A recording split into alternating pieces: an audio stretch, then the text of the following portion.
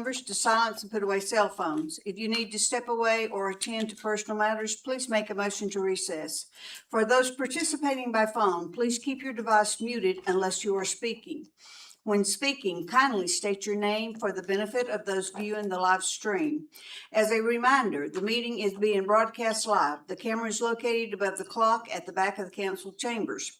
Our proceedings follow Robert's Rules of Orders as set forth in Wasilla Municipal Code 2.04.090. To promote an orderly and respectful meeting, I respectfully ask the council to observe the following rules. Please seek recognition before speaking. No member may speak more than twice on the same motion without a vote to suspend the rules. No member may speak a second time until all who wish to speak have had an opportunity to do so.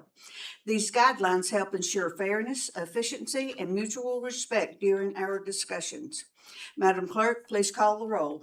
Thank you, Madam Mayor. Councilmember Cottle. Here. Councilmember Graham. Here. Councilmember Schmidt. Here. Councilmember Crafton, are you online? Yes. Thank you. Councilmember Johnson. Here. Councilmember Rubio. Here. You do have a quorum, Madam Mayor. All members are with us in chambers except Councilmember Crafton, who is participating telephonically. Thank you. You're welcome. Please rise for the Pledge of Allegiance, and Councilmember Johnson, would you please lead us? I pledge allegiance to the flag of the United States of America and to the republic for which it stands, one nation under God, indivisible, with liberty and justice for all.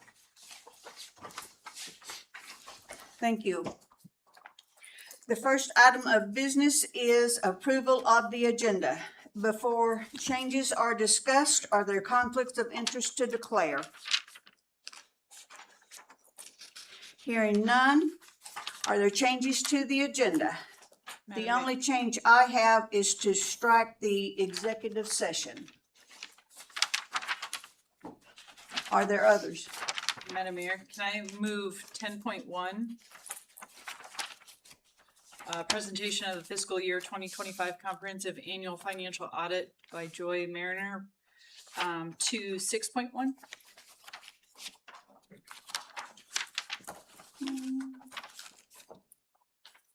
Okay.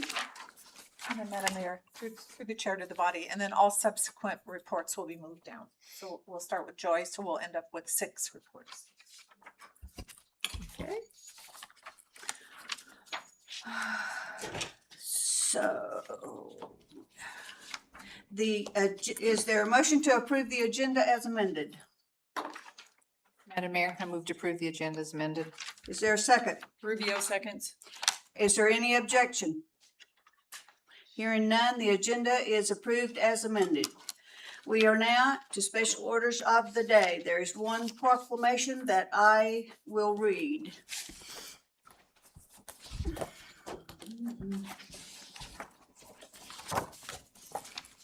City of Wasilla proclamation recognizing Education and Sharing Day.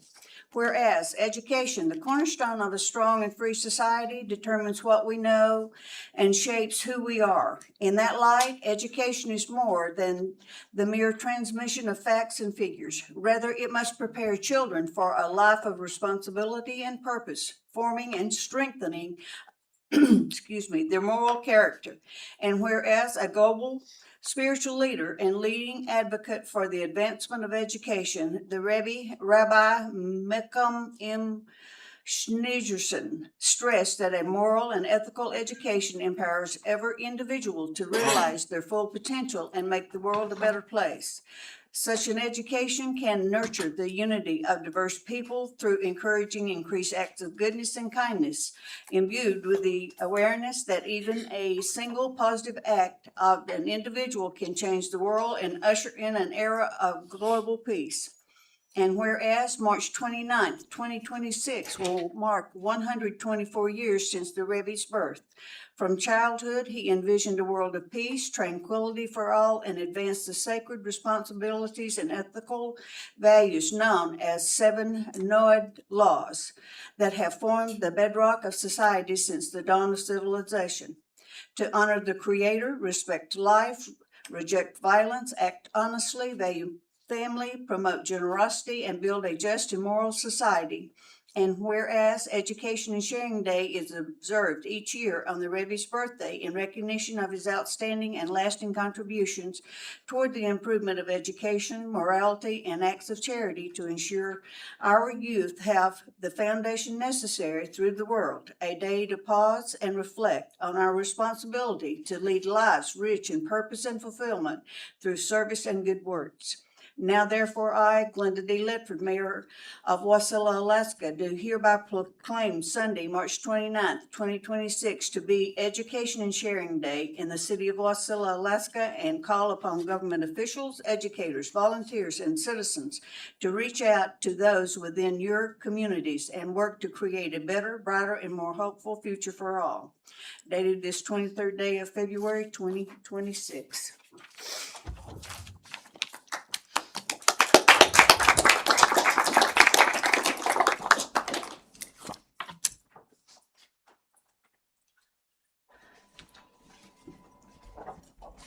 Rabbi, it's my pleasure to bring proclamations. Thank you very much. Yes. Thank you very much, Mayor. Okay. You're gonna say a few words? Yeah, please. I may.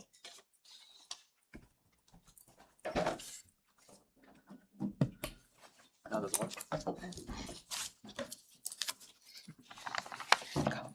Thank you very much. You hear me? Yeah.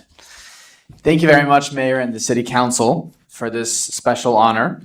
In 1978, the U.S. Congress designated Education and Sharing Day on the Rebbe's birthday, which always is celebrated 4 days before Passover, which this year, that will be on Sunday, March 29th, as a time to pause and recognize our responsibility to ensure that our young people have the foundations necessary to lead lives rich in purpose and fulfillment.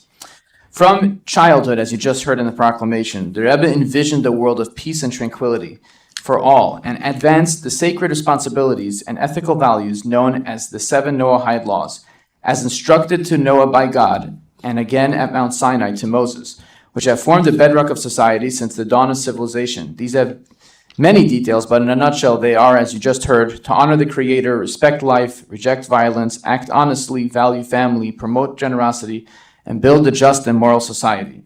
The Rebbe teaches that education in general should not be limited to the acquisition of knowledge and preparation for a career. Instead, education should place more emphasis on building character, with emphasis on moral and ethical values. Education and Sharing Day is about creating conversations. Is it about conversations we have with our children around the dinner table, conversations we have with our students in the classrooms, and the conversations we have day in and day out that can have an impact on the hearts and minds of our young ones. Here in the Mat-Su Borough, all public schools begin each day with 60 seconds of quiet, a moment which neither teachers nor administrators are to instruct the students what to do. It is simply a time of silence. This presents a valuable opportunity for parents to discuss with their children how to use that moment meaningfully. At the start of the day, when minds and hearts are fresh, what thoughts should they focus on? How can they set positive tone for the day ahead? These discussions help lay foundations for children's studies, interactions, and personal growth. The Rebbe emphasizes that the key to moral and ethical behavior is instilling in the students the awareness that there's an eye that sees and an ear that hears. The Creator and Master of the universe who watches over each individual and cares about their thoughts, words, and actions. This understanding reassures children that they are never alone, encourages them to act with kindness, responsibility, and integrity. By beginning the day with these thoughts, students are more likely to make good choices, speak with sensitivity, and treat others with compassion. People are more influenced by the things they do than the knowledge they are taught. Therefore, beyond conversations, it is important to promote these ideas through action. In 1974, the Rebbe introduced a charity campaign. This was not a fundraiser for a specific cause or a call for philanthropists to write large checks. Instead, it was a grassroots campaign to train us all to become givers. The idea is simple. Set aside a box in your home or in your office as a charity box and start off the day by giving a small amount to charity. Children should have their own charity boxes and they should be encouraged to give charity every day. This will educate them to have empathy and care for others. The key is to do this on a consistent basis. Beyond the value of the accumulated charity money benefiting worthy causes, the hand becomes a giving hand, and one becomes a giver as a result. Which therefore, when I finish these words, I will gift each one of you, as I do each year, with a special giving box, and everyone, whoever like in the crowd, to take home. So although March 29th has been set aside as Education and Sharing Day, its theme and message is relevant every day of the year. Even today, let us reflect on our collective obligation and opportunity to enhance the true education of our children, to serve as proper role models, and to take concrete actions to bring more goodness and kindness into our world. And may God bless each one of your efforts to make a brighter future for everyone here in the city of Wasilla and beyond. And may the merit of your crucial work bring God's blessings into your personal lives as well, for good health, success, and happiness. And may our collective efforts perfect the world and make this world a place of goodness and godliness, hasten the arrival of the ultimate redemption through the coming of Mashiach speedily in our days. Amen.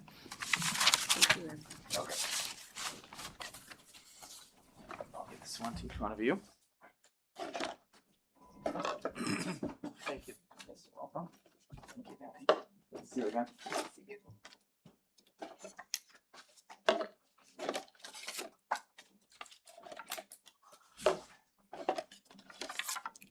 Thank you, Rabbi. Thank you.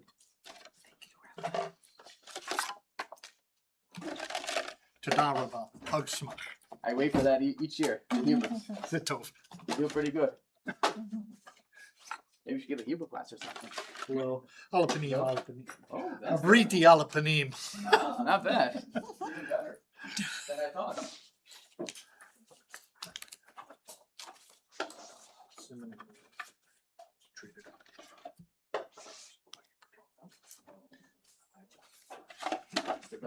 See you again.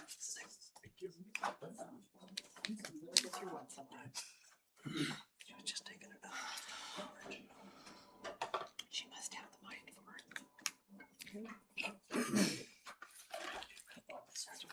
Third or fourth year.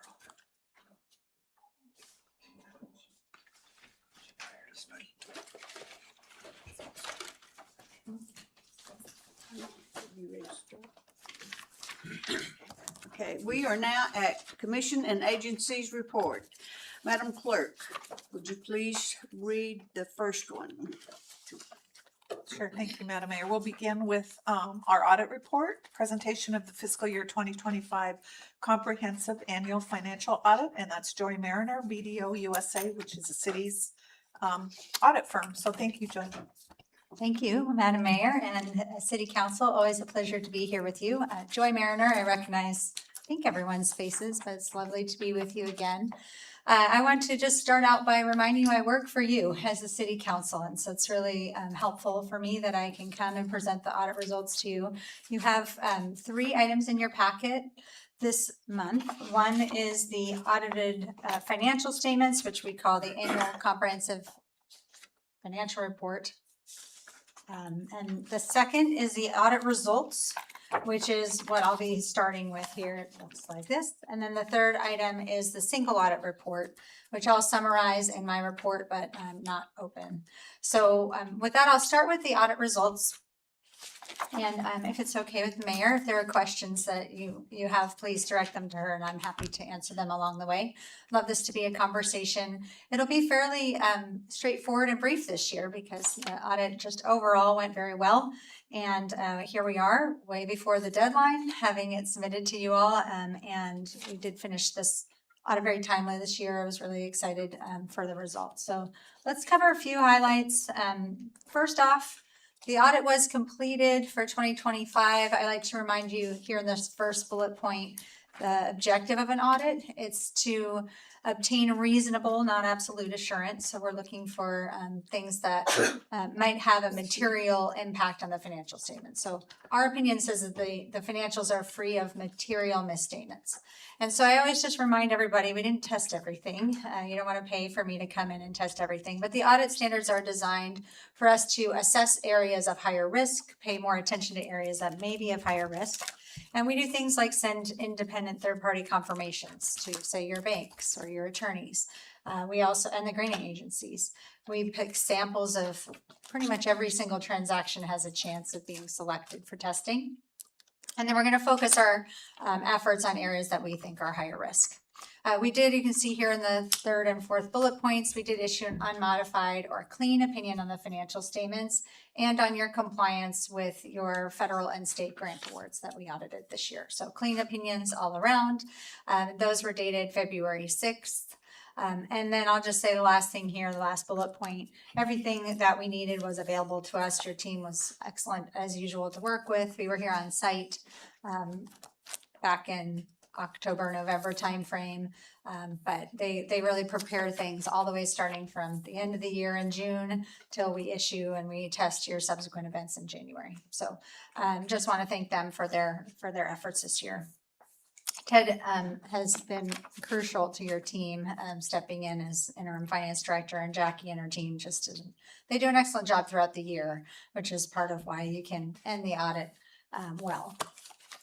So a couple quick things that we'll talk about. There weren't really any major changes this year. There was two new accounting standards with very minimal impact to you. One, we talked about it last year, is GASB 101 related to changes in leave and how you report compensated absences like paid sick leave or paid time off, those kinds of things. Because your policy was already in line with GASB 101, it had really very minimal impact, only just some disclosure changes for you. The two areas that we had that we considered to be more risky, or we call it significant risk. This doesn't mean we found anything in these areas, but when we go in to do the audit, we pay pretty close attention to revenue and how revenue gets recognized. Is it recognized in the right period? Are you eligible for those grant costs before you recognize the grant revenue? Is the sales tax cut off correct? Those kinds of things. And then we also look at management override a little more closely. So that would be if something initially got coded over here and later got moved. Should it have been moved? Why was it moved? Is it properly approved? So I just want to kind of make sure you know the areas that we spend more time on. As I said, that doesn't mean we don't also audit the other areas, but these are tested with a little bit more scrutiny. We did have 3 adjustments this year. We call these corrected misstatements. The last 2 relate to leases and had very minimal impact on the statements, but there was still some cleanup on leases coming forward. And then the first one was because there was an asset that was capitalized twice. So your team was very eager to make sure that got capitalized. It ended up just being a mistake. It got capitalized twice. So $92,000 was backed out of the water fund for an asset that was done twice on their end. So the financial statements do reflect these adjustments, and they have been corrected in your books and records as well. No uncorrected misstatements this year, things that we found that your team decided not to post. So going forward, nothing carrying into the next year either.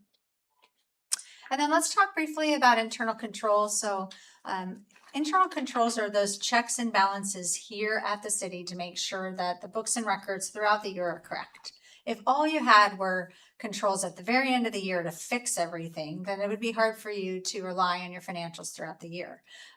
So we look at what's happening throughout the year. Are bank reconciliations being done timely? Are they being done correctly? We look at who is an authorized check signer, for example, or who can post journal entries, who can review those.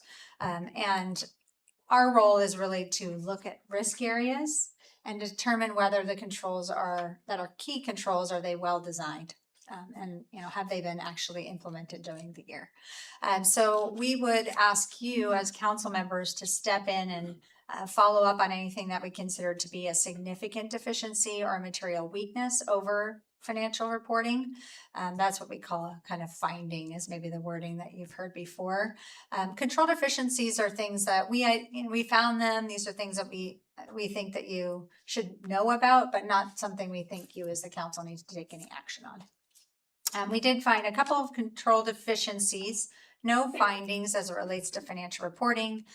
One just relates to leases. And if you remember last year, we actually had to report a finding on leases because there was some lease accounting that was pretty difficult last year. That was corrected. Your lease schedules are really in very good shape now. There were those 2 journal entries I mentioned related to leases.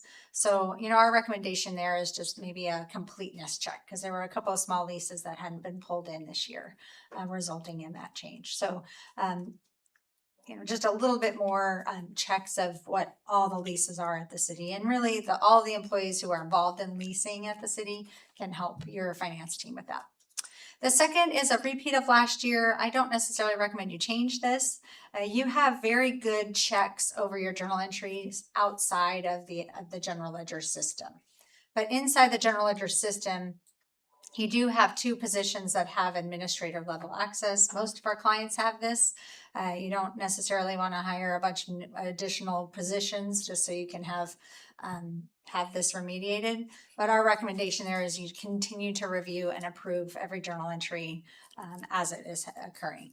So just a reminder, strong controls are preventive or detective. Preventive controls obviously are better. For example, you wouldn't want somebody who is, entering new vendors and cutting checks to also be a check signer. That would be a preventive control where they're not a check signer, so they couldn't release funds. Detective controls, though, are also very good. A bank reconciliation, for example, is one. So we just recommend in this position that you would continue to do those detective controls. And then lastly, because of the journal entry we found in that duplicated capital asset, just make sure there's another set of eyes checking those things. And maybe even having that departmental level review is, does this list of assets after we're done, they do an initial inventory, then the adjustments are done, maybe have another final check on the back end to prevent that. I think if it had been any significant amount, it would have probably been flagged pretty early on. We also have the same idea around compliance. So internal control over compliance and laws and regulations. We would report to any instances of non-compliance that we determined with laws or regulations, grant agreements. The only item we found there was one late report. So we did audit 2 programs. On the federal side, it's the airport improvement program. On the state side, it's the companion grant for the runway extension. I think the federal side, it was $2.5 million of expenditures this year. State side, $3.3 million. One of the quarterly reports for the state was filed late, not very late, but we unfortunately don't get to decide what late is, whether it's a couple days or longer. So we just recommend there's a better calendaring to make sure that those reports are filed on time.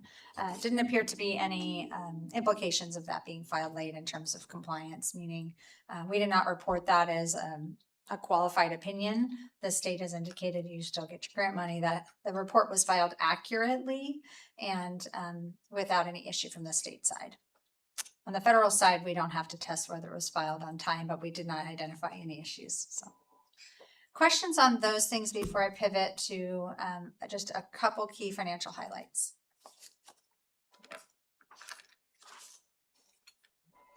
Okay, so we do have, before we look at the financials, I just want to remind you there's a few things in your statements on the right side of the slide that are estimates, including allowance for uncollectible accounts, your depreciation of your assets, pension, your pension liability, which is your largest liability. You can't pay that off. It's based on a state pension actuary. So with that, I want to kind of quickly jump, and I don't know if it's open, maybe not. But if you have it on your computers, I want to touch on a few key highlights from the ACFR. Is that possible to put on the screen, or is that? It is in your packet. So just to remind you of what's in here, if you want to look at the table of contents, maybe don't want to look at the table of contents, it's kind of long. But I want to remind you of a couple quick things. One is at the very beginning, there's a letter of transmittal. It just does a great job of explaining who your city is, what you do, what you have in place here in terms of operations.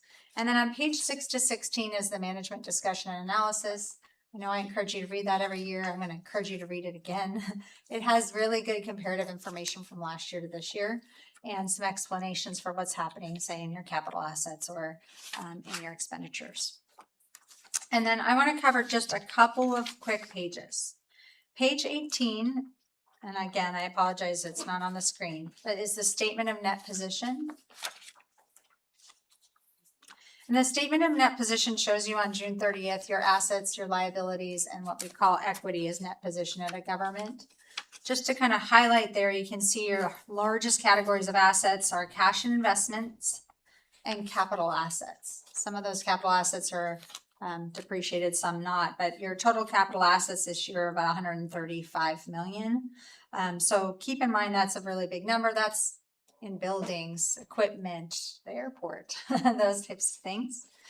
And then your liabilities, your largest liability, and really your only long-term liability of substance is your net pension liability. You cannot pay that down. It gets paid over the next many years as people retire and move through the pension system. And then what's left over is net position. Your total net position this year at 212 million. That's an increase of about 6.5 million from last year. But that doesn't exactly tell you the whole story. And I just want to touch on a few highlights on your governmental side.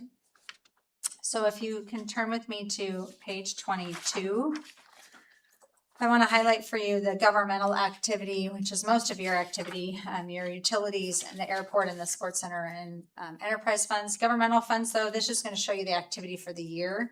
Total revenues of 37.3 million. In governmental funds, largely based on taxes. Your sales tax is higher than last year, about $500,000 higher, is your largest source of revenue.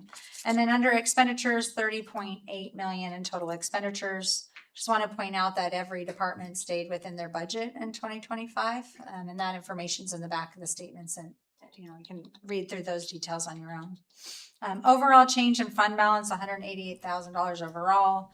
The general fund at $110,000.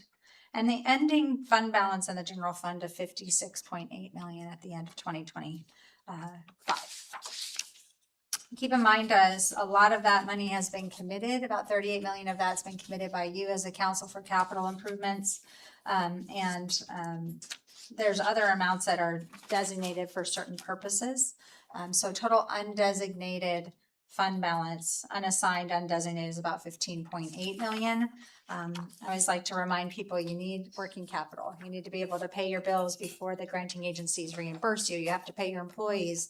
Sometimes you have to pay vendors in advance for things. So, working capital matters a lot. 15 million is, about 6 months. I have to do a little bit of math here, about 7 to 8 months of expenditures sitting in the general fund unassigned, which I feel comfortable with. Anything less than 6 months, I start bringing it up. So I think at this point, it's in a sustainable position. Yeah, Mr. Graham? thank you. Joy, you mentioned about $38 million in obligated funds. Is it not a coincidence that matches up with what last year's budget was? I mean, so when you say the obligated funds,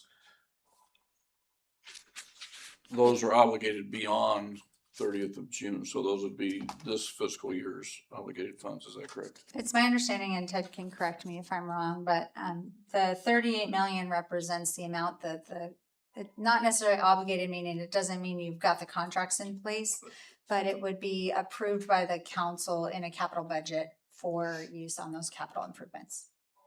Thank you. And then the last slide, page I'll cover in my very short presentation, which I'm happy to go into more detail on any page that you've been circling and highlighting and writing notes on, is page 26. And this just shows the operating results for the enterprise funds this year. So you can see water, sewer, airport, and the sports center. I spend more time than I care to admit in your sports center. I lost my water bottle there this year. It's kind of my daughter's fault. So total operating losses in those funds is 6.2 million. Say the airport's a bit of an outlier everywhere. You don't expect to be able to recover the full cost of the airport, including depreciation. But your water and sewer utilities do continue to be subsidized with transfers, and the sports center as well. Overall change in net position at 7 million, but keep in mind that includes about 6 million of transfers coming in, 6.5 million of transfers coming in. You did receive, you can see that $5.8 million at the airport. That's the capital contributions between the state and the federal grant, as I mentioned before. But some capital contributions coming in for the other utilities as well. The next page is my favorite page in the whole statement, but nobody else I think probably the city cares about it, and that's the cash flow statement. I just want to point out that the water utility is cash flow positive from operations. The other utilities and the airport, sewer, airport, sports center are negative cash flow from operations. And that has been the case going in the past as well. So there's a lot of other information in here, and your team's put together, if you ever want more detail of, say, salaries in the water utility or budgets in the by department and the general fund, you can find that information in the back. And the very end of the statements are what we call the statistical section. I'm not going to cover that, but just know that the statistical section actually includes a lot of information, some of which is provided for 10-year history. So if you ever want to kind of look back at what's been happening at the city over a 10-year period of time, you can find that information in the back, as well as demographic, economic statistics. It's a really good reference document. So if you don't have your hands on one of the really pretty bound ones with the tabs in it, and you want to put it on your shelf, we are happy to get you a copy. And I do work for you as the council, as I mentioned. So my contact information is at the start of this presentation. If you have questions as you're reviewing this, through the mayor, please reach out to me. I'd be happy to have a quick chat and we can answer any questions you may have on all these documents. So with that, I'll close and find out if you have any other questions, and just thank you for working with BDO this year. Congratulations to your team for another successful audit. Thank you, Joy. And now we will hear from Public Works Director Shaw for a report on the Airport Advisory Commission. Thank you, Madam Mayor. Last Thursday, we had our monthly meeting. We did not have any public that wanted to speak. We talked about a couple of topics which will interest the council. The master plan is in its final review. So there is a specific Wasilla Airport Master Plan website that hosts all the documents. It's broken down into digestible chunks because it is a very large document. So we talked about that being available and made it clear where they could review that, and asked if any of the viewing public want to have comments, if they could go to that website and make final reviews. We've heard from FAA that they need another week. It closes on the 25th of this week to regular public comments, but FAA needs another week or two before they get us those comments. And then we also talked about a new airplane tracking system that we have at the airport called 1200.aero, which uses ATSB data to help us count the number of operations and helps to dissect that into a really digestible data set that I'll be bringing to the council in the future when we've got a little bit more time on it. But it's working quite well, and we've joined Merrill Field, Ted Stevens, and Palmer Airport in having those systems. So we have a really kind of robust data sharing network with our neighbors. So it was a pretty quick meeting, but we were there to listen to the public if they wanted to be there. Thank you. Thank you. Madam Mayor? Mr. Johnson? Yes. Was there any discussion? Apparently there's a ribbon cutting ceremony coming up. Is that correct, for a new facility that's opening at the airport? Can you make an announcement about that? Yeah, so we didn't talk about it at that meeting, but Silver Skies is going to be having an event at their facility in late April. We can get more information through the mayor to you on that. Thank you, Eric. We are now at the Planning Commission. City Planner Hillier for a report on the Planning Commission.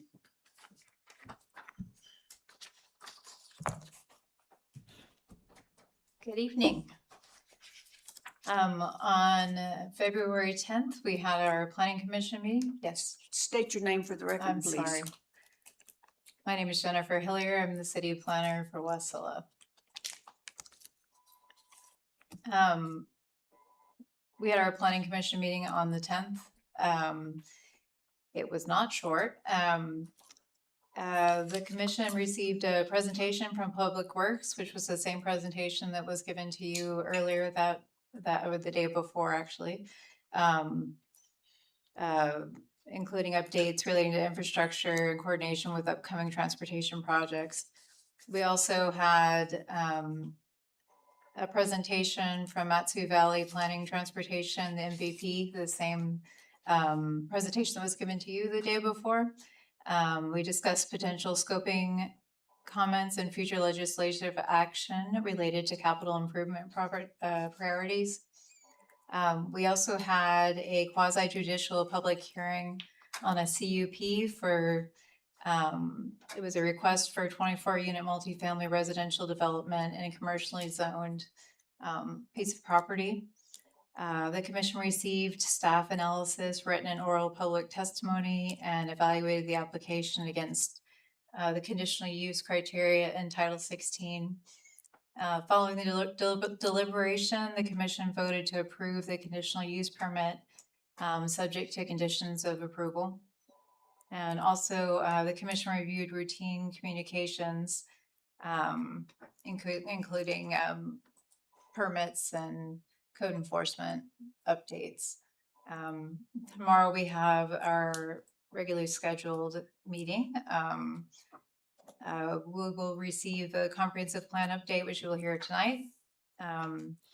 Also, they'll be considering the resolution recommending support for the Matsu Valley Transportation Improvement Program, which will include improvements to roadway safety, ADA striping, lighting, which I believe also includes the lighting inventory. And there is also a resolution to consider addressing planning commission procedures relating to public oral comment and quasi-judicial hearings, which formally confirms that the planning commission will continue to allow public oral comments during the quasi-judicial hearings, even when no written comments were submitted beforehand. Also, the attorney will be providing the commissioner training focused on procedures and roles during planning commission meetings. Thank you. All right, thank you. We will now hear from the city contractor, Dow, to receive an update on the comprehensive plan.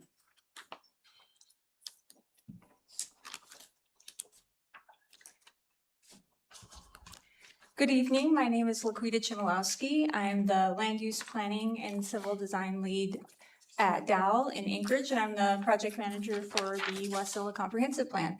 I'm here tonight to just give you an update on what we've been doing and answer any questions that you might have. So any good plan starts with a vision statement, and we have been working with the community at large, as well as the steering committee and city staff, to come up with the vision statement that you see here. Wasilla is a family-centered community that leads Alaska in responsible, innovative growth while preserving small-town values, supporting local opportunities, and enhancing quality of life. So this vision statement, as we go through and we develop objectives and implementation and goals, we look at this vision statement to make sure that they are aligned. So some of the community outreach that we've been doing since we kicked off the project last year was we've done presentations with the Wasilla Sunrise Rotary. We had a presentation at the Matsu Spring Economic Summit. We had a public open house to kick off the project and to work on visioning. We've done presentations with the we had flyers at the Matsu Home Show. We've had a public open house also focused specifically on the downtown area. We've done presentations with the Wasilla Chamber of Commerce and the Valley Board of Realtors. When we presented at the Chamber of Commerce, we also kicked off a public survey to get additional input.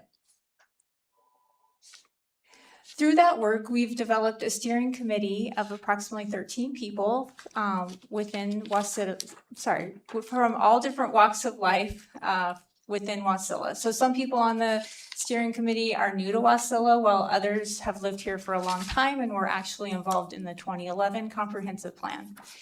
We've had a series of meetings beginning in October. We were meeting bi-monthly. Sometimes those meetings were we're going over materials. Some of those are surveys or homework that we're giving the steering committee to get input on the visioning statement, as well as working on public facilities section, transportation, and economic development. Some of the things that we've heard so far related to those items are that, of course, there's a desire to have an understanding of the capacity of your utility infrastructure, not only to support what you currently have as far as development in the city, but for future development, where you might want to expand those utilities to support growth, maintaining your existing parks and trails, and then also providing public lake access. For transportation, there's a lot of concerns about safety related to access management, Having pedestrian connectivity, I think there's a recognition that it doesn't necessarily make sense to have connectivity throughout Wasilla, but certainly in key areas along Main Street, for example, or around the train depot. And then considerations for alternative modes of transportation and commuter options. For economic development, there's still a desire to have an attractive downtown, but maybe those boundaries look different. Maybe it's about placemaking and other ways, or building off of the Main Street project, supporting an age-friendly community, and then also making sure that your transportation goals align with the economic development goals. So just a quick overview of the schedule. So we'll continue working with the steering committee. Our goal is to have another open house once we've drafted the goals, strategies, and implementation for the comprehensive plan and take those out to public input.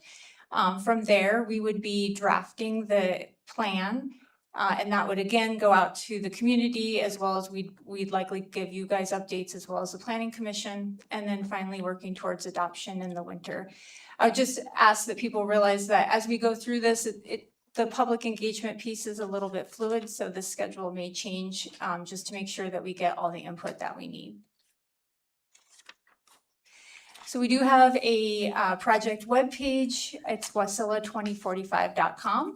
There's a link on the City of Wasilla's planning landing page to get to our project webpage. It's the best way to stay up to date on all that's happening. So there's summaries of our meeting minutes. There's all the existing planning documents that we are reviewing. Our next meetings are listed there, so it's a good place to keep track of what's going on the project. You can also email the project team at wasilla2045@dell.com if you have any questions or comments. And with that, I'm happy to answer any questions.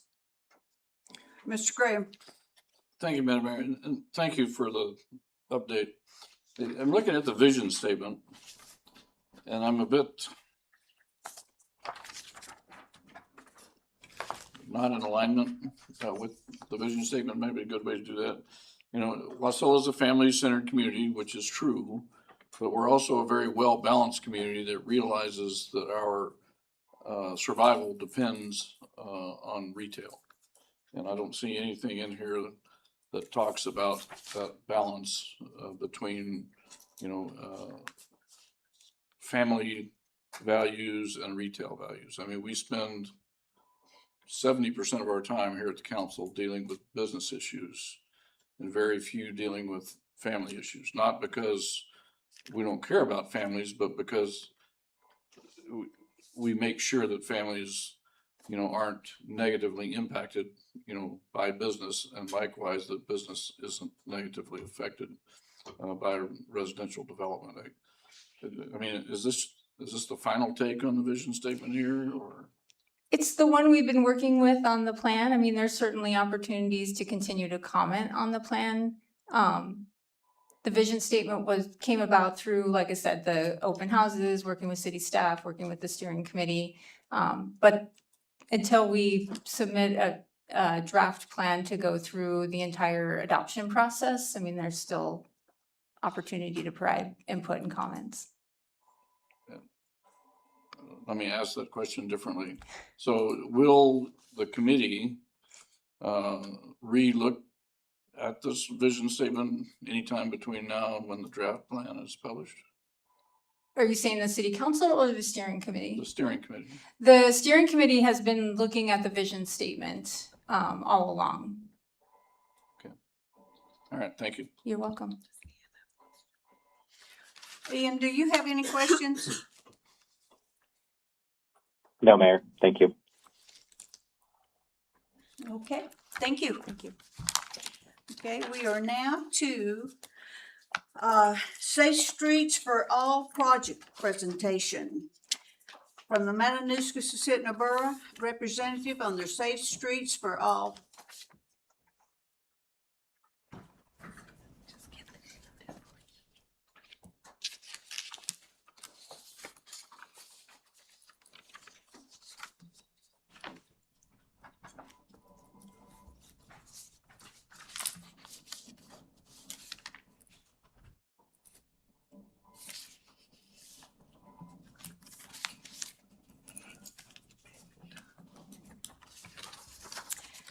Thank you, Madam Mayor, Council. My name is Jamie Taylor. I'm a civil engineer with the Matsu Borough in the Public Works Department.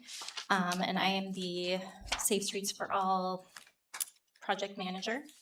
And I'm here, Eric had asked me to give you some background on the Safe Streets and Roads for All grant program and about the grant that we have been recently notified that we were awarded.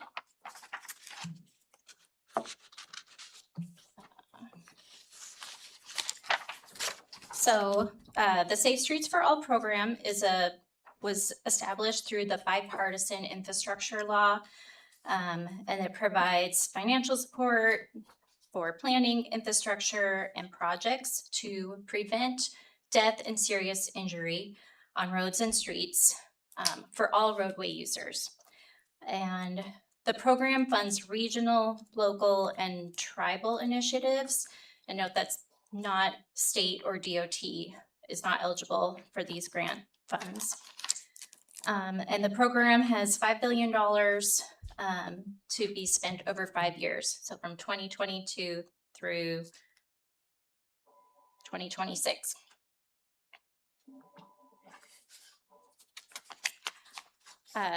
In an effort to achieve Vision Zero, the Safe Streets for All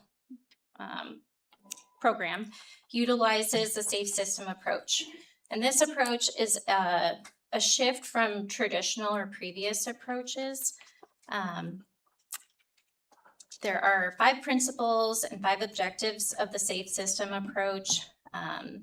The USDOT website has a lot of information about it, but basically it's a more proactive and layered approach.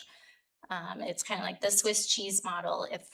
If one thing doesn't stop a crash, then something else does or prevents it from being more serious. So the Matsu Borough received a planning grant in fiscal year 22 to develop a comprehensive safety action plan. And so we went through the whole planning process, and the Matsu Borough Assembly adopted the plan in April of last year. And by adopting the plan, the Matsu Borough Assembly committed to a long-term goal of reducing and eventually eliminating serious injury and fatal crashes.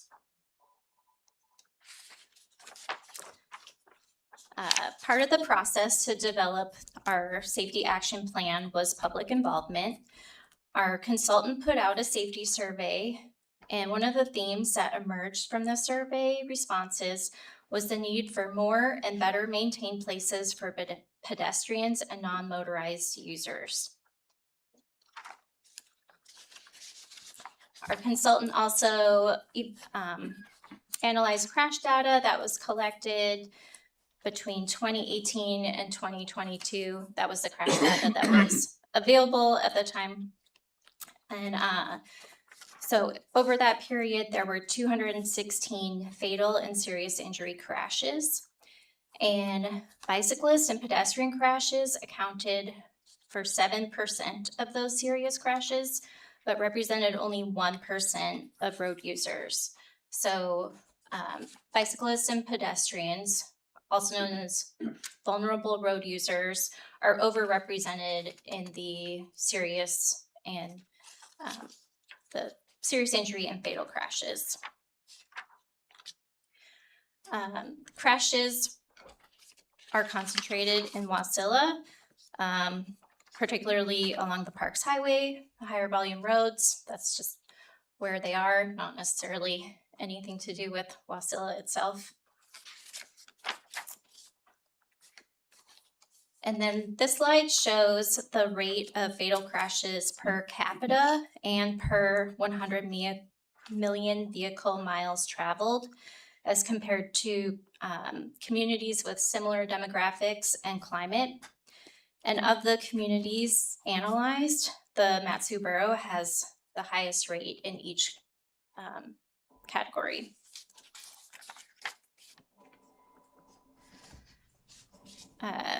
So having an adopted safety action plan with a goal to reach 0 serious injury and fatal crashes, makes the borough and the cities and tribes within the borough eligible to apply for an implementation grant.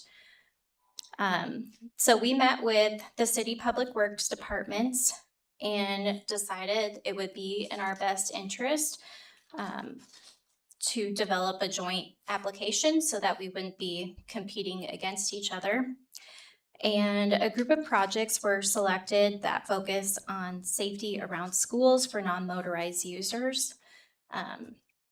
In addition to benefiting students, getting to school, improving the walkability to local schools, these projects will also improve the walkability within the city for everybody. So there are 6 projects. The first one is within the city of Wasilla. I'll go over that one a little bit more on the next slide. There's a couple projects within the borough outside of the cities. There's a project in the city of Palmer. And then there is an area-wide Safe Routes to Schools planning project. And then an area-wide no motor vehicle sign to be put on separated pathways and sidewalks where a lot of times we see ATV users or other motorized vehicle users driving. So within the city of Wasilla, there's kind of 4 separate projects. There's a separated pathway along Bogard Road, and it will pick up from the end of the Main Street project near the west entrance to Wasilla Middle School, and it will connect to Cruzy Street. And then the Wasilla Middle School sidewalks, there are currently no pedestrian sidewalks from Cruzy Street or from Bogard Road to the school doors. So that will add connections to both Bogard and Cruzy to Wasilla Middle School. The West Point Drive will provide pedestrian access to the commercial area, restaurants, grocery store from Cruzy Street. And then one of the biggest part would be to reopen the pedestrian underpass from Newcomb Park to Railroad Avenue, which is on the other side of the Parks Highway and railroad tracks. Eric had shared with us that the Public Works Department staff has to keep it closed due to flooding and safety issues. And so the project will improve lighting, improve safety features, cameras, and do some flood proofing or provide drainage improvements. And one of the things we noted is that pedestrians have cut an unpermitted trail across the railroad tracks, which is a huge safety concern. So reopening this underpass will be a huge improvement to the walkability and safety for pedestrians in the city. So next steps, we're still waiting to hear from the U.S. Department of Transportation, Federal Highways Administration on coordinating to execute the grant agreement. We do need to confirm sources of the non-federal cost share. So there's a 20% match required, non-federal money. The borough is providing that match for the area-wide projects and the projects outside the city. The city of Palmer is providing that match for the projects within their city. And we are hoping that the city of Wasilla will provide that match for the projects within the city. I can go over the costs of that project if you have any questions. And we will also need to coordinate with the cities and DOT to establish construction and maintenance agreements for the projects within the respective right-of-ways. And if you want to look into our website, ss4a.matsu.gov.us, there's lots of information about the safety action plan, and we will be adding information about the projects there as they develop further. And I would be happy to answer any questions that you may have. Mr. Madam- Johnson. Madam Mayor, Mr. Jamie, well, thank you for your presentation. I'm very glad that the borough recognizes that we have some issues that need to be addressed.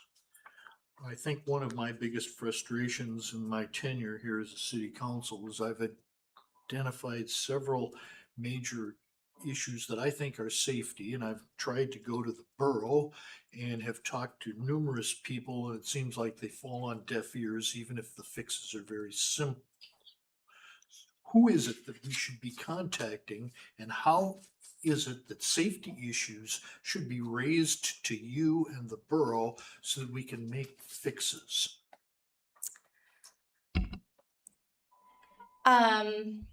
I mean, we have our problem reporter, where safety issues can be identified. I guess, is it like a more systemic safety issues that you have questions about, or?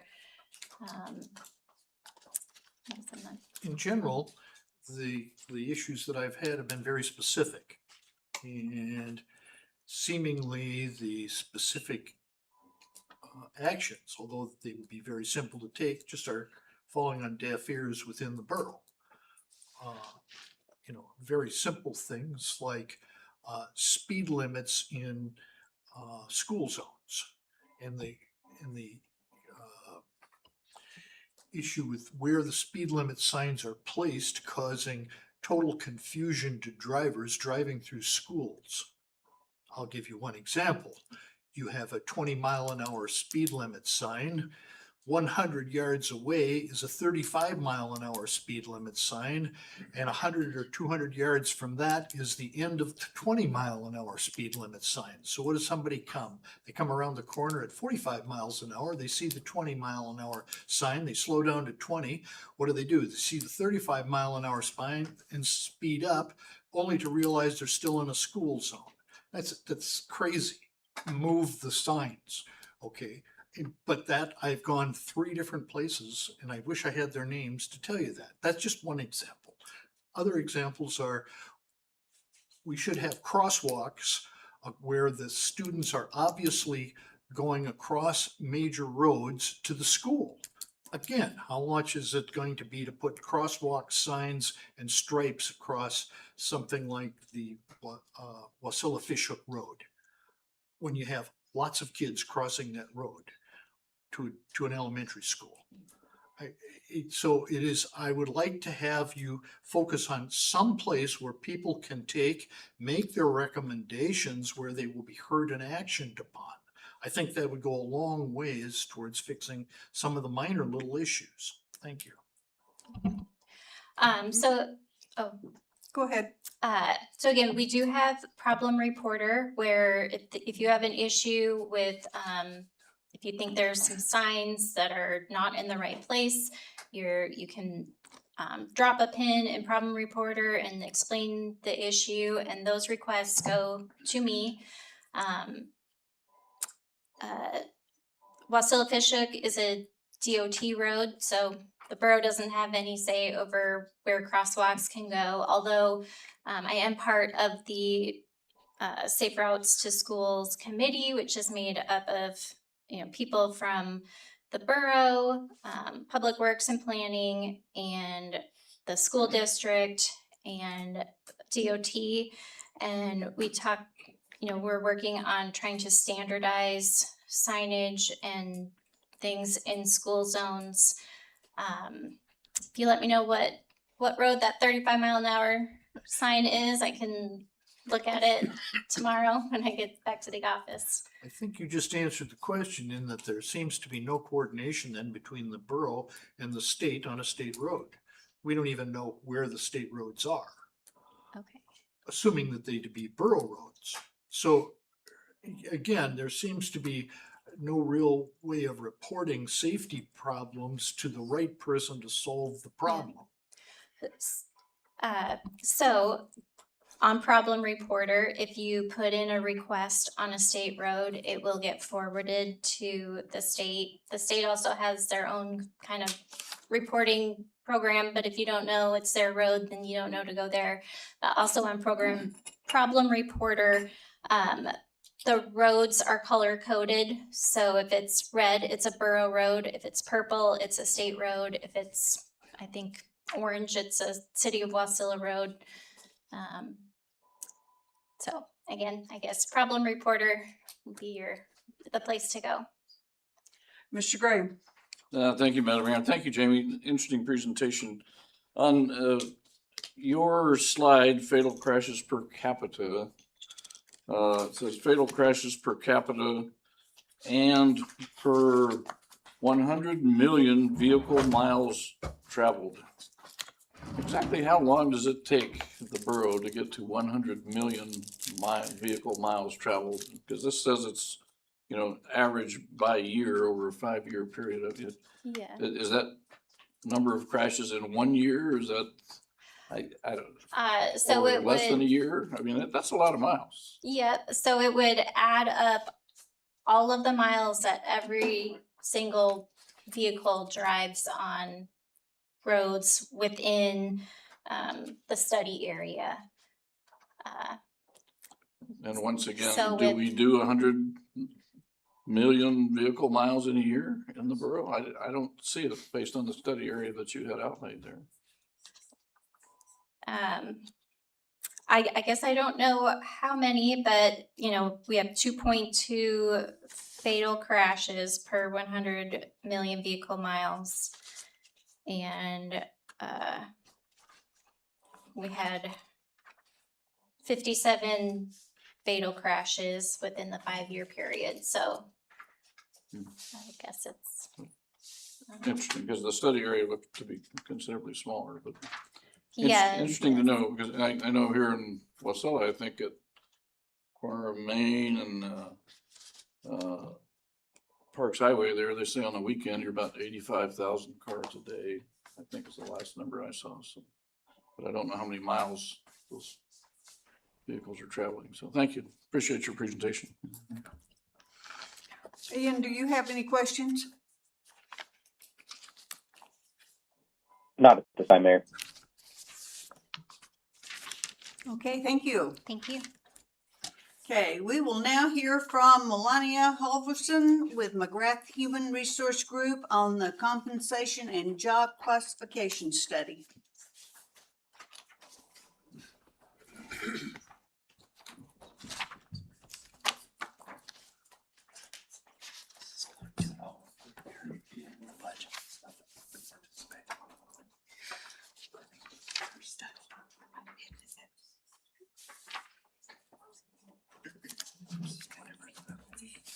Thank you.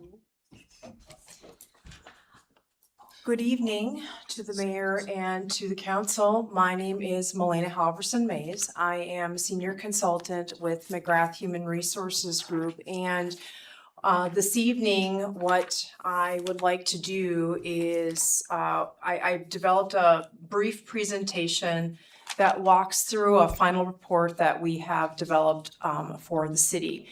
Our focus for you for the last better part of, actually, we started working with the city at the end of 2024, is to go through our recommended compensation and classification system for non-represented employees. I want to, just before we get started here this evening, I do want to just a couple other talking points that are outside of the study. First and foremost, thank you very much for having me. I have been doing this for 12 years nationwide, and I have been in Alaska and have helped serve other communities within Alaska along with the lower 48. And one of the things that I always appreciate is being able to come into the organization and visit the community and drive around and have like coffee from your wonderful coffee shops and really just take in the community, because that really helps me understand values, values for the elected officials. And the one thing that we have to keep in mind, or the one thing that I keep in mind, is that at the end of the day, my recommendations here help support the organization for you to be able to provide the programs and services for your constituents. And I always try to keep that in mind. And when I get to come visit you, there's just this human interaction that we can do this virtually, and I do it virtually all the time, but I absolutely appreciate being able to come into your wonderful community. I also have to give a big thank you to your human resources staff, to your city administration, all of your department directors. As I walk through this process, you will see that this was not necessarily done in a vacuum, but I had information that was provided to me from the department level as well. And it took a lot of time and commitment from those department managers and also from staff to give me additional information about their positions so that we could run analysis on that. So let's talk at a little bit of a higher level. Let's talk about classification and compensation and what exactly this is. You have an existing system, and we break it down into two different ways. First and foremost is your compensation. It is a system that is going to establish some, I call them the guardrails, a minimum to a maximum for each of your positions. And that is really the going rate for what the market is paying for those types of responsibilities.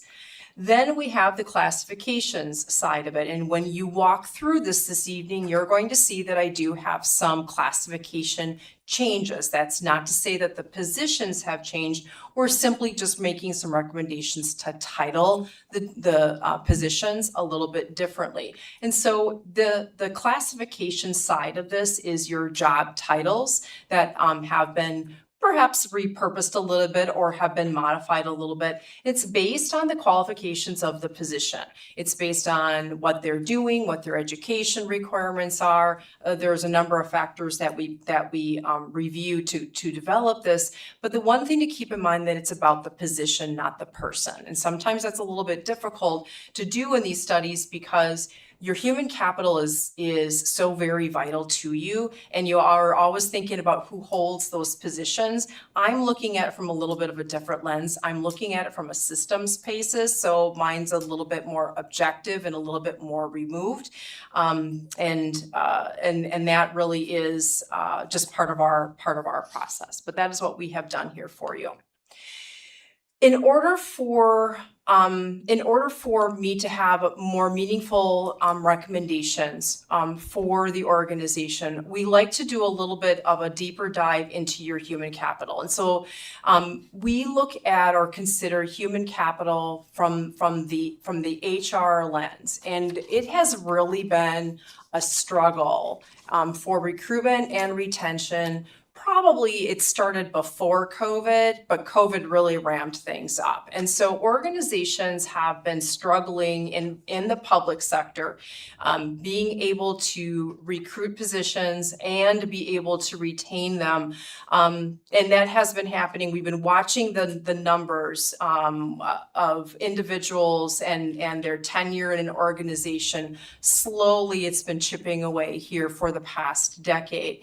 But there's a number of reasons why public sector really is struggling right now with being able to hold on to their human capital. Number one, first and foremost, it's compensation. Now, compensation has not always been number one, but it is number one on the charts at this time. There's a lot of other opportunity out there, and that comes from the private sector. Within this particular state, you do have a lot of private sector opportunities that are very well-paid positions. In the public sector, employees oftentimes think that there may not necessarily be a lot of growth opportunity. They don't necessarily see their career pathway, and we don't necessarily do a good job of marketing that for ourselves in the public sector either. And that is something that happens on a nationwide basis. We also have, or there's a challenge that has come up in recent years with the remote work, that being a consideration and somewhat of a problem because that is happening a lot more in the in the private sector than in the public sector. And that's because you need to have someone here to be able to serve the public when they come into their public building. And so not all positions can be remote.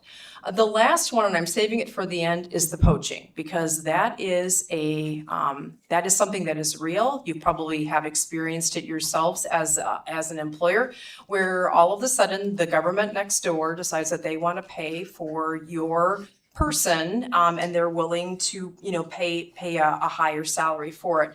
Poaching is a very effective tactic right now, and it goes both ways, whether you're trying to poach people or they're taking it away from you. We are seeing that things are leveling out nationally now.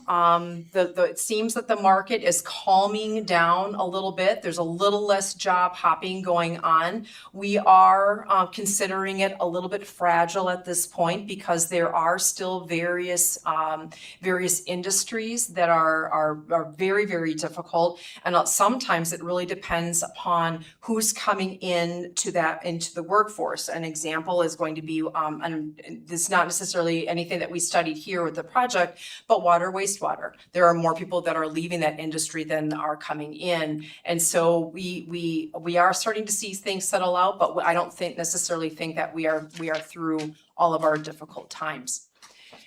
Specifically in the state of Alaska, you have some additional unique circumstances that really are giving you a run for your money. You do have some other industries that are very high-paying industries that are in demand, and they are taking up a lot of your labor force from you.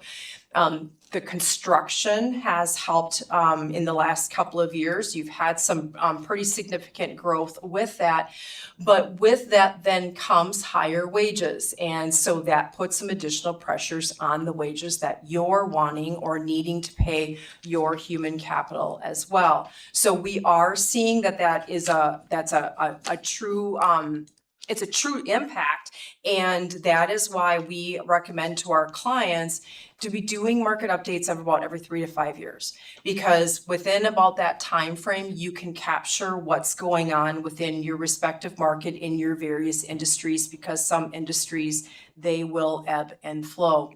But you have some other things that are happening within the state, and it's really kind of interesting that you have a loss of some of your employees to the lower 48. And when you are already struggling finding qualified human capital, that's working against you a little bit in certain positions. I don't necessarily think all positions, but certainly in certain industries.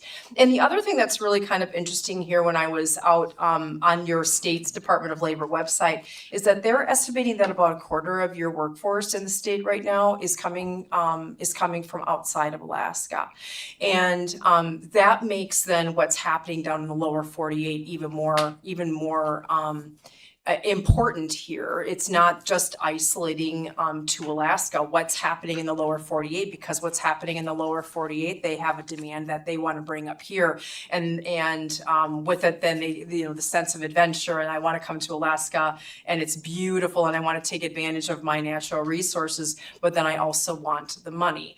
And you have a high cost of living here, and so you have just a whole lot of additional nuances that further complicate compensation that we don't necessarily see in other projects. And so I just want to acknowledge that we understand that you have some, what I would consider some very unique challenges. So with that then, let's talk about what's happening here at the local level. And what I have on the screen, and this is in my final report for you. This is the employees that we've mapped out in your non-represented positions. And what this chart it tells us how old your employees are, and it tells us how long they've been working for the city. Overall, your average tenure in this group of employees is about 4.4 years. That's actually a little bit more on par with what we see in the private sector than in the public sector. Right now, the public sector's at about 6.5 years. So you're just a little bit under the average. That tells me that you might be having some turnover. And indeed, on the next slide, I will confirm that.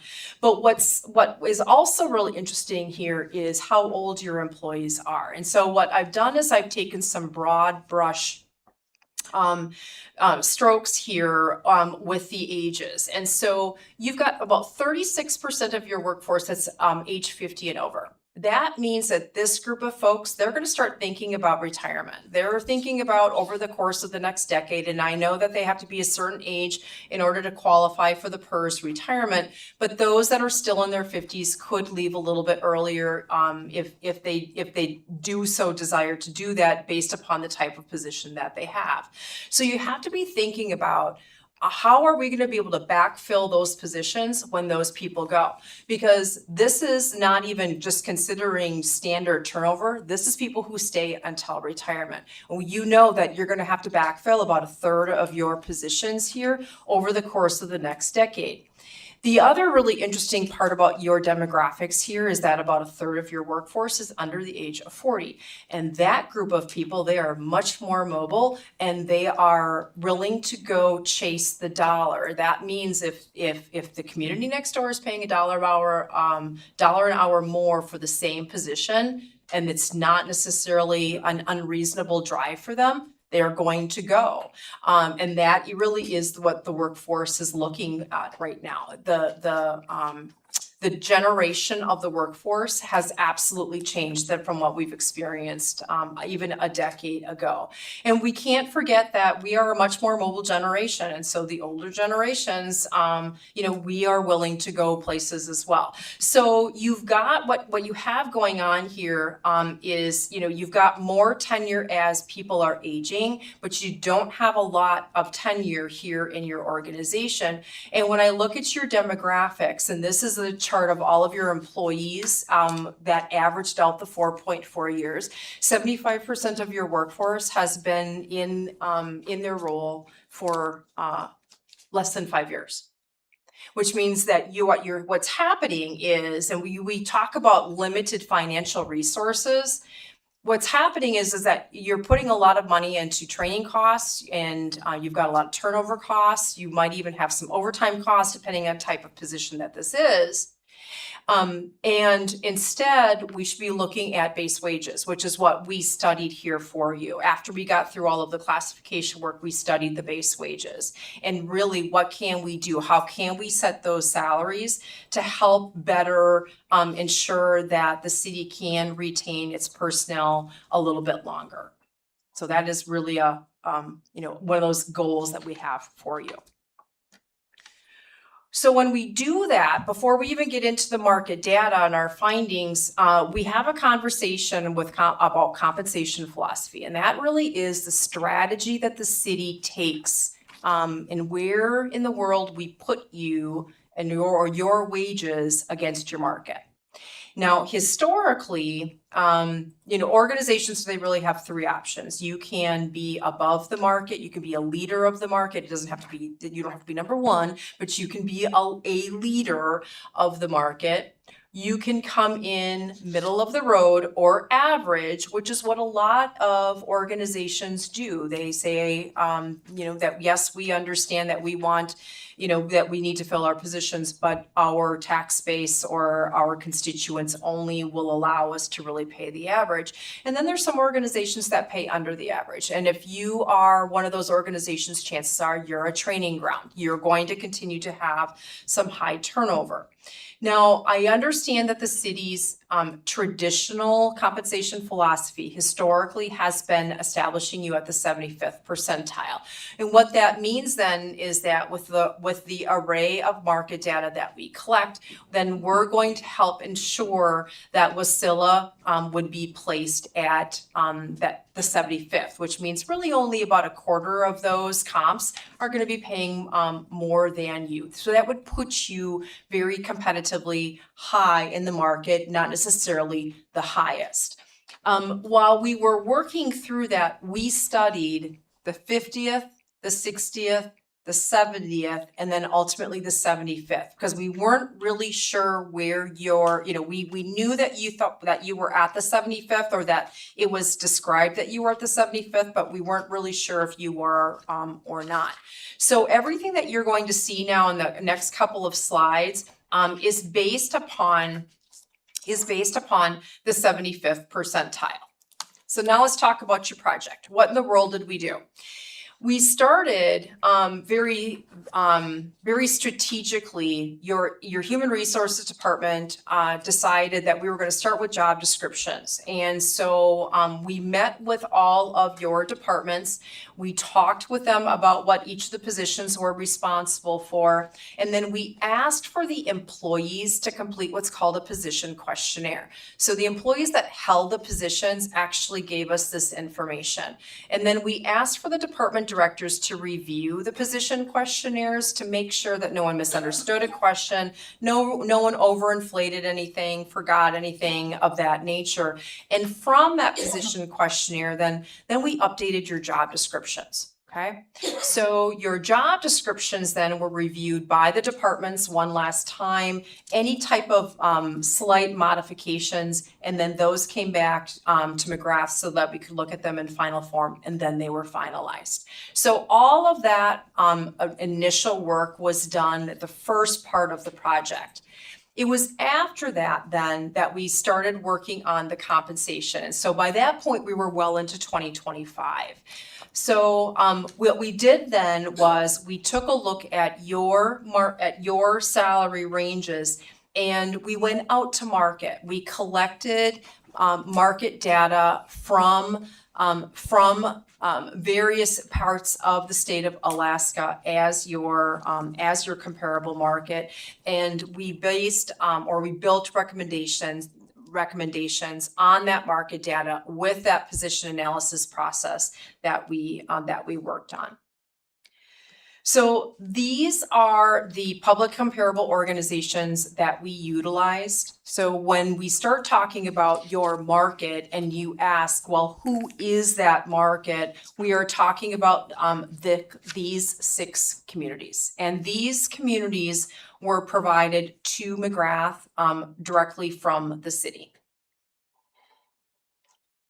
All right, with that then, we do have a couple of charts that I do want to talk with you about. And what we've done here, this gives you a good understanding of what is happening with your salary range is here today.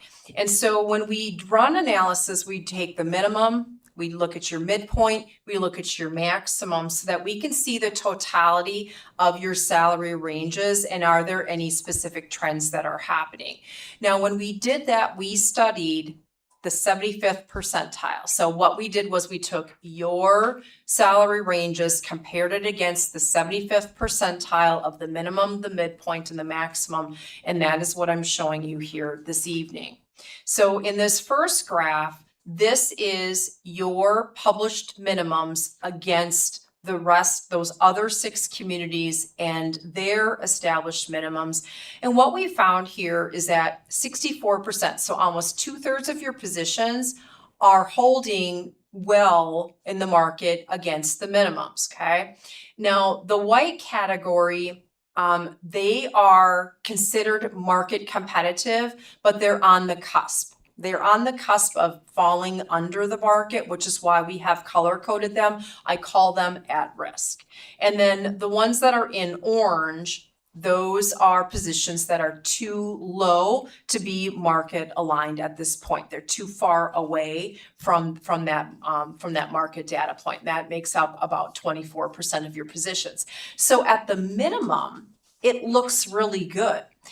But when I was having the conversation with your departments and with your human resources, the city is bringing folks in higher than the minimum. So even though you have these published rates that appear to be market aligned, you're actually utilizing your ranges and you're bringing people in a little bit higher, which is really suggesting that, all right, the labor market really is putting additional pressures on you, and those minimums may not necessarily be strong enough. So then we look at the midpoint because we don't necessarily want to rely on just one number. The midpoint tells us that you're still doing okay. You are starting to lose a little bit of momentum though. So we're going from 2/3 being market aligned to about 56% being market aligned. So we're starting to lose a little momentum as we progress through those salary ranges. And then when we hit the maximum, that's when we see that you really have less than half of your positions that by the time they get to the maximum, that they're even aligned in the market anymore. And one of the things, keep in mind, your overall tenure in your organization at this point is only 4.4 years, which means that these folks are only getting about halfway through if they're, depending upon the place that they are starting within the salary range. They're not staying long enough for them to be able to get through the salary range, okay? So that's important. That's an important distinction. So even though it looks like, yep, we've got great color coding here and a lot of these positions are aligned to the market, the reality is that the ranges still have not necessarily been working for you. So the other thing that we do, and this is more for just kind of overall health of your system, is where are your incumbents? Where are they at in terms of actual wages in comparisons to the rest of their counterparts in these other communities? And what we found though, and this is interesting, is that your employees, they're doing well against those other counterparts. So I know that it might kind of sound a little bit counterproductive, but the productivity part of this is that the city really has been trying to make sure that when they bring people in, that you're trying to bring them in at a responsible part of the salary range, and that's why you've got so much in blue. What that is going to result in for you is probably a lesser cost implementation, because you're going to find that a lot of your employees are already well within the ranges. It's just that we're going to be shifting the ranges over, and we're going to be also making some modifications to the system. So that's how you look overall in terms of your comparisons to that external market. Now what we did after that was we took a look at your current system, or how it's structured. You have a step model, you have several pay grades, you have 17 of them, and that actually is okay. Well, the challenge is the number 6, where you have the number or the percentage of separation between the pay grades. You have between 10 and 20% separation. When you have 20% separation, sometimes there's too much separation. And if you have to make a decision about where to place the position, you're probably either going to be putting it too low under the market, or you're going to be putting it too high over the market when you have that much separation. So that's one of the things that we want to correct for you, is to give you more pay grades with a little less separation in them. The other thing that we found here is that your steps are not the same percentage adjustment. So as the employee progresses, sometimes it's 2.5%, sometimes it's 2.25%. So it's a varying percentage. And for, we want things to be as equitable across the board as possible. And so we're making some adjustments with that within your new system as well. So when we build your model, what we've done is we've established you on a step system. Again, we did not change that. And we are, our framework here ties you to the external market that we found. And so we use 4 different factors for placing positions on this new system. Number 1 is that external market. Number 2 is position analysis, and that goes into all of that work that your employees did, giving us all of that information that we studied and we analyzed. There is a tool that the city will be able to use where you will be able to place positions on the salary schedule, and you can be self-sufficient in that manner through your human resources department in the future, and that tool is being taught to your human resources manager. Compression separation is a real factor as well, because we want to make sure that within a department, you do have some, in law enforcement, you have a rank structure, and we want to make sure that we have proper separation, but we also have other compression between your union to your non-union, making sure that we have proper separation there as well. So we did take a look at compression and ensuring that you have proper separation. And the last thing that we take a look at is internal comparability. So we might have maybe two deviating markets, but we have two positions that really are very, very similar. And that would be an example of how we want to make sure that internally we're treating positions the same, and so we might pay grade them very similarly. So that's your new system. So when you look at your system, your new one, it's going to look very similar to your old model, with the exception that now you've got 20 pay grades instead of 17. There's only 10% separation between those pay grades, so we were able to give you some more, and that allowed for us to be able to separate some of those positions that probably should not have been put together in the same pay grades that they were at.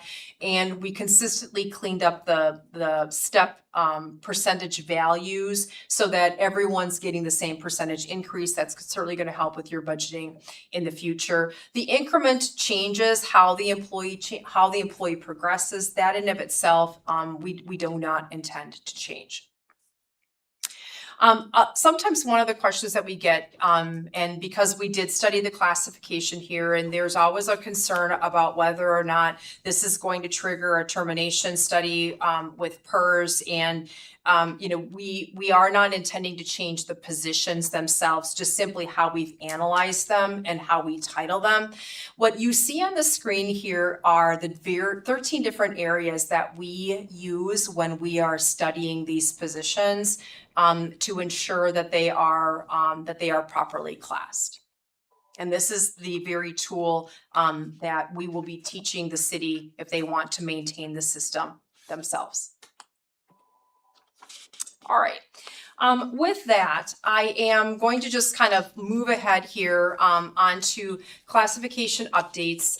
And just these are the major classification changes. What you will see here is that I'm going to chalk this up to it's more title changes than anything. It's not necessarily intended to change responsibilities. Trying to get a little bit more aligned with industry, perhaps adjusting titles so that we are eliminating worker or clerk whenever possible, things on that alignment.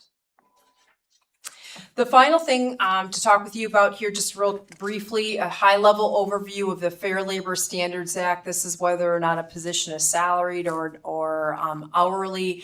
And right now, the city has that distinction in your model where you've got hourly and then salary, and we've done that reanalysis for you.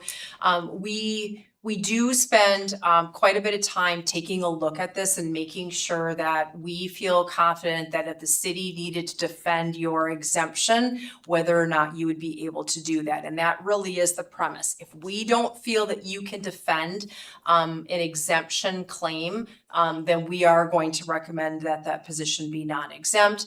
And so all of those positions we ran through the proper analysis. We provided that information to the city.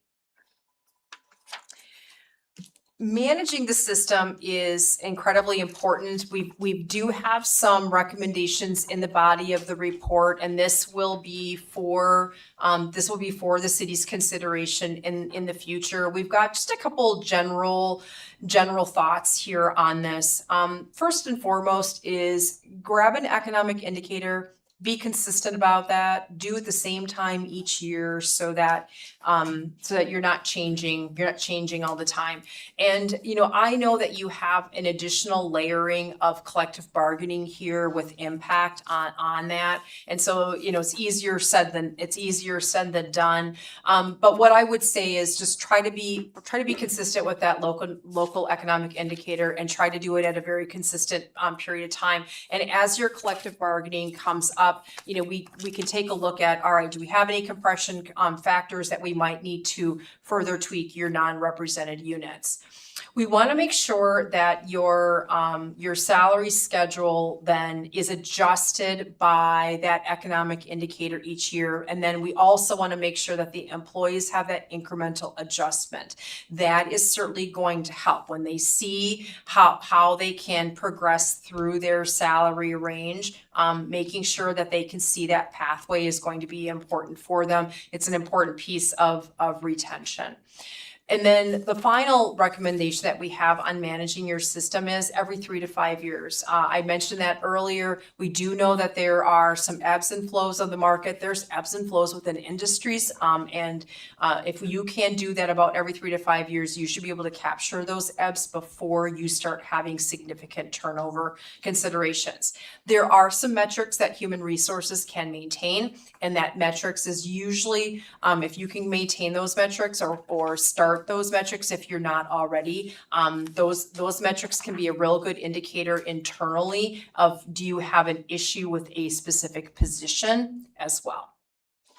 With that high level overview, a lot to take in. And I think maybe the report came to you some time ago. I am happy to answer any questions that you might have. Mr. Graham? Thank you, Madam Mayor. Need to find some of my notes here. Number one, thank you for the presentation. That was very nice and very thorough.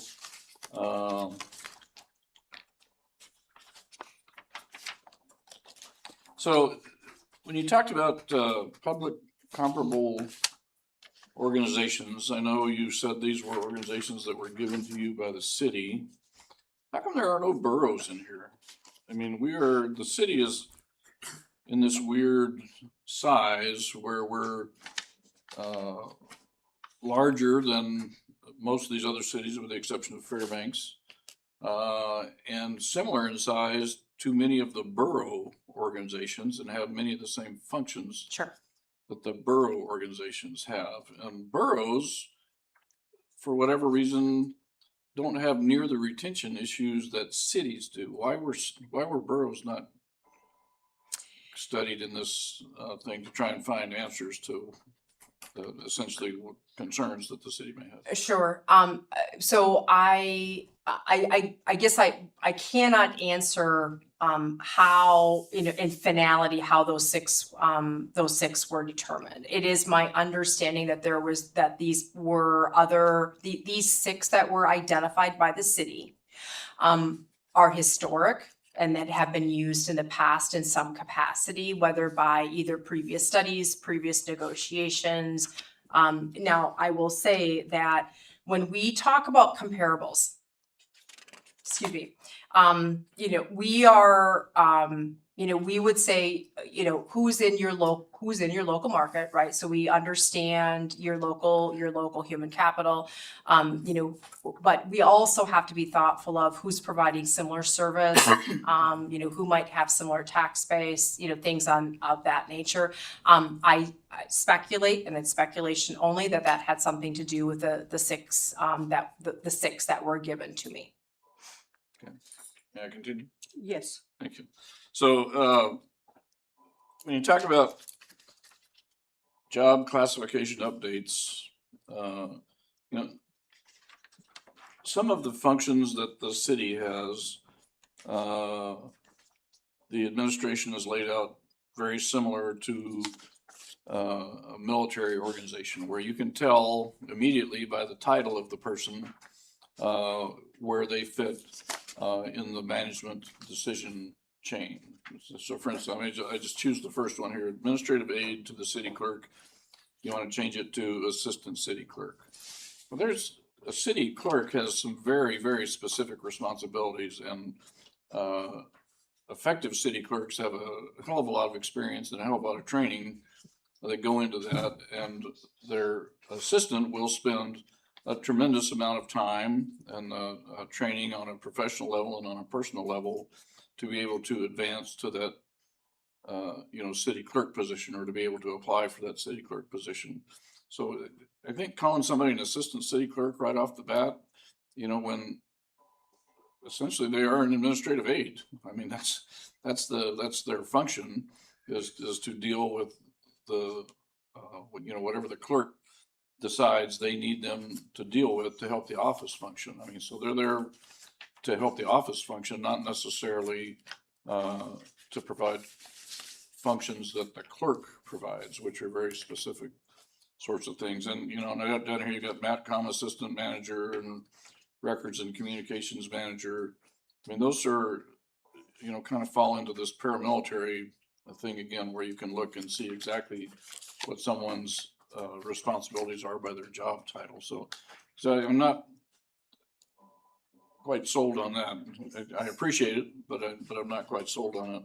And also my last question, if I may, Madam Mayor, would be, what are you considering compensation?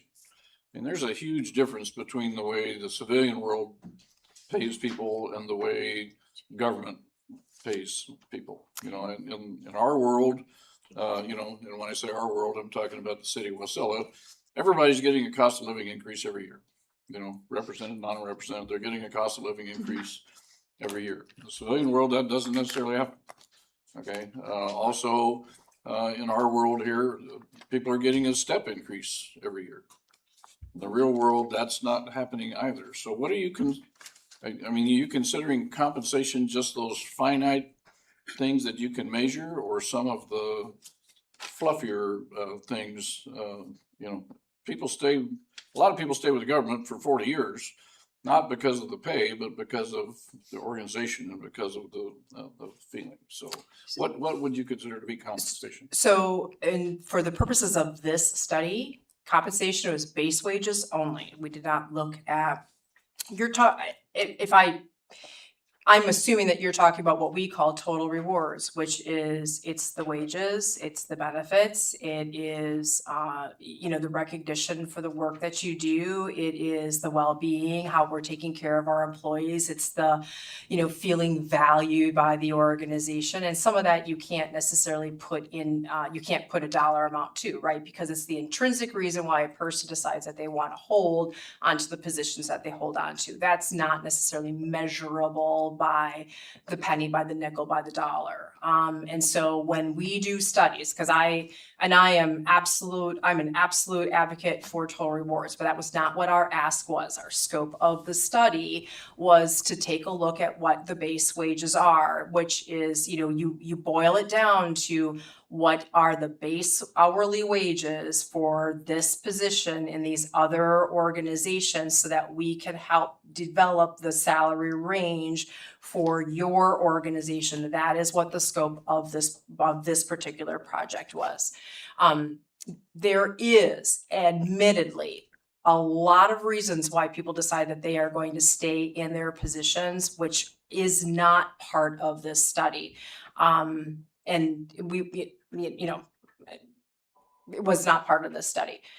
I'm not sure to this other question. I'm not, and I acknowledge that you are not sure that you necessarily are on board with the classification title changes.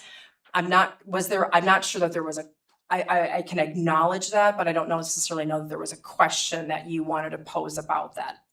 Correct? I want to make sure that I didn't want to answer your question. Okay. Posing a question, I was Okay. just bringing something up that the council here may use, or you may use in your future. Got it. Okay. Just want to make sure. If I missed a question, I don't want to not answer your question either. Okay. Thank you very much. Ian, do you have any questions? No, Mayor, thank you. Okay, thank you so much. Thank you. Okay, we are moving on. We have no ordinance scheduled for our public hearing, so we'll proceed to persons to be heard. This is a time for members of the public to share their views with the council. Please note, this is not a question and answer period. Speakers may be referred to administration, and items raised may be taken under advisement. Please begin your testimony by stating your first and last name, and if you are a city resident. Comments are limited to 3 minutes. The first one is David Wilson.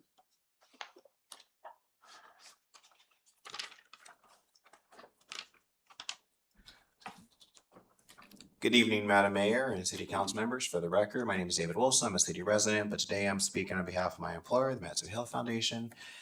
Just want to give a reminder for those that might be interested. Our academic scholarship program ends March 5th. So for those procrastinating seniors that may need to still turn in their applications, there's still time to do so. And feel free to call our scholarships office for more information, or feel free to check us out on the website at healthymatsu.org.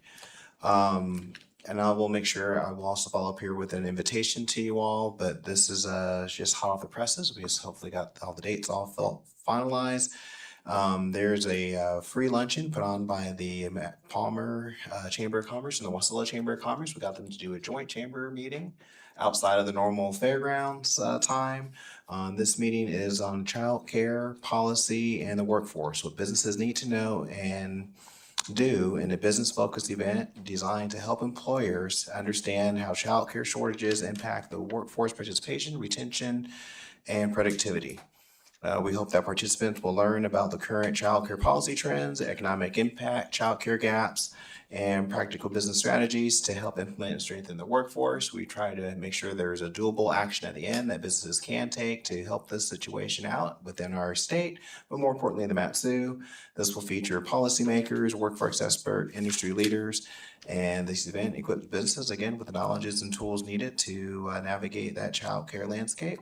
The chambers will be sending out a link to register, and again, I will send you guys all personal invitations to that as well. And feel free to reach out if there's any questions. And for those that you missed AML, it was a fantastic event. Your city represented you guys well in Juneau, and you guys should be proud. I'm proud to be from the city of Wasilla, and city of Palmer. They also did well too, but not as good as you guys. Thanks. Thank you, David. Next up is Don Shields. I probably butchered your last name. I apologize. You did, but that's fine. My name's Don Schiessel. I currently reside at the Primrose Retirement Center, but I've lived in Wasilla for since 1994. Before I begin my initial remarks, I'd like to just compliment the Public Works Department on the excellent snow removal and sanding services we receive. I don't think there's a better city in the state that receives better winter services than we do. Just want to let you know that. Please pass that on to your employees. I live, as I say, at the Primrose Retirement Center, which is on Elkhorn, which is off of Lucille.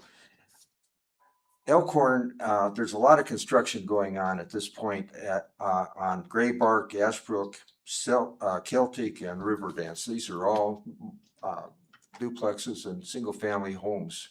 There's a lot of kids there. Unfortunately, the only sidewalks there are along the Primrose Retirement Center.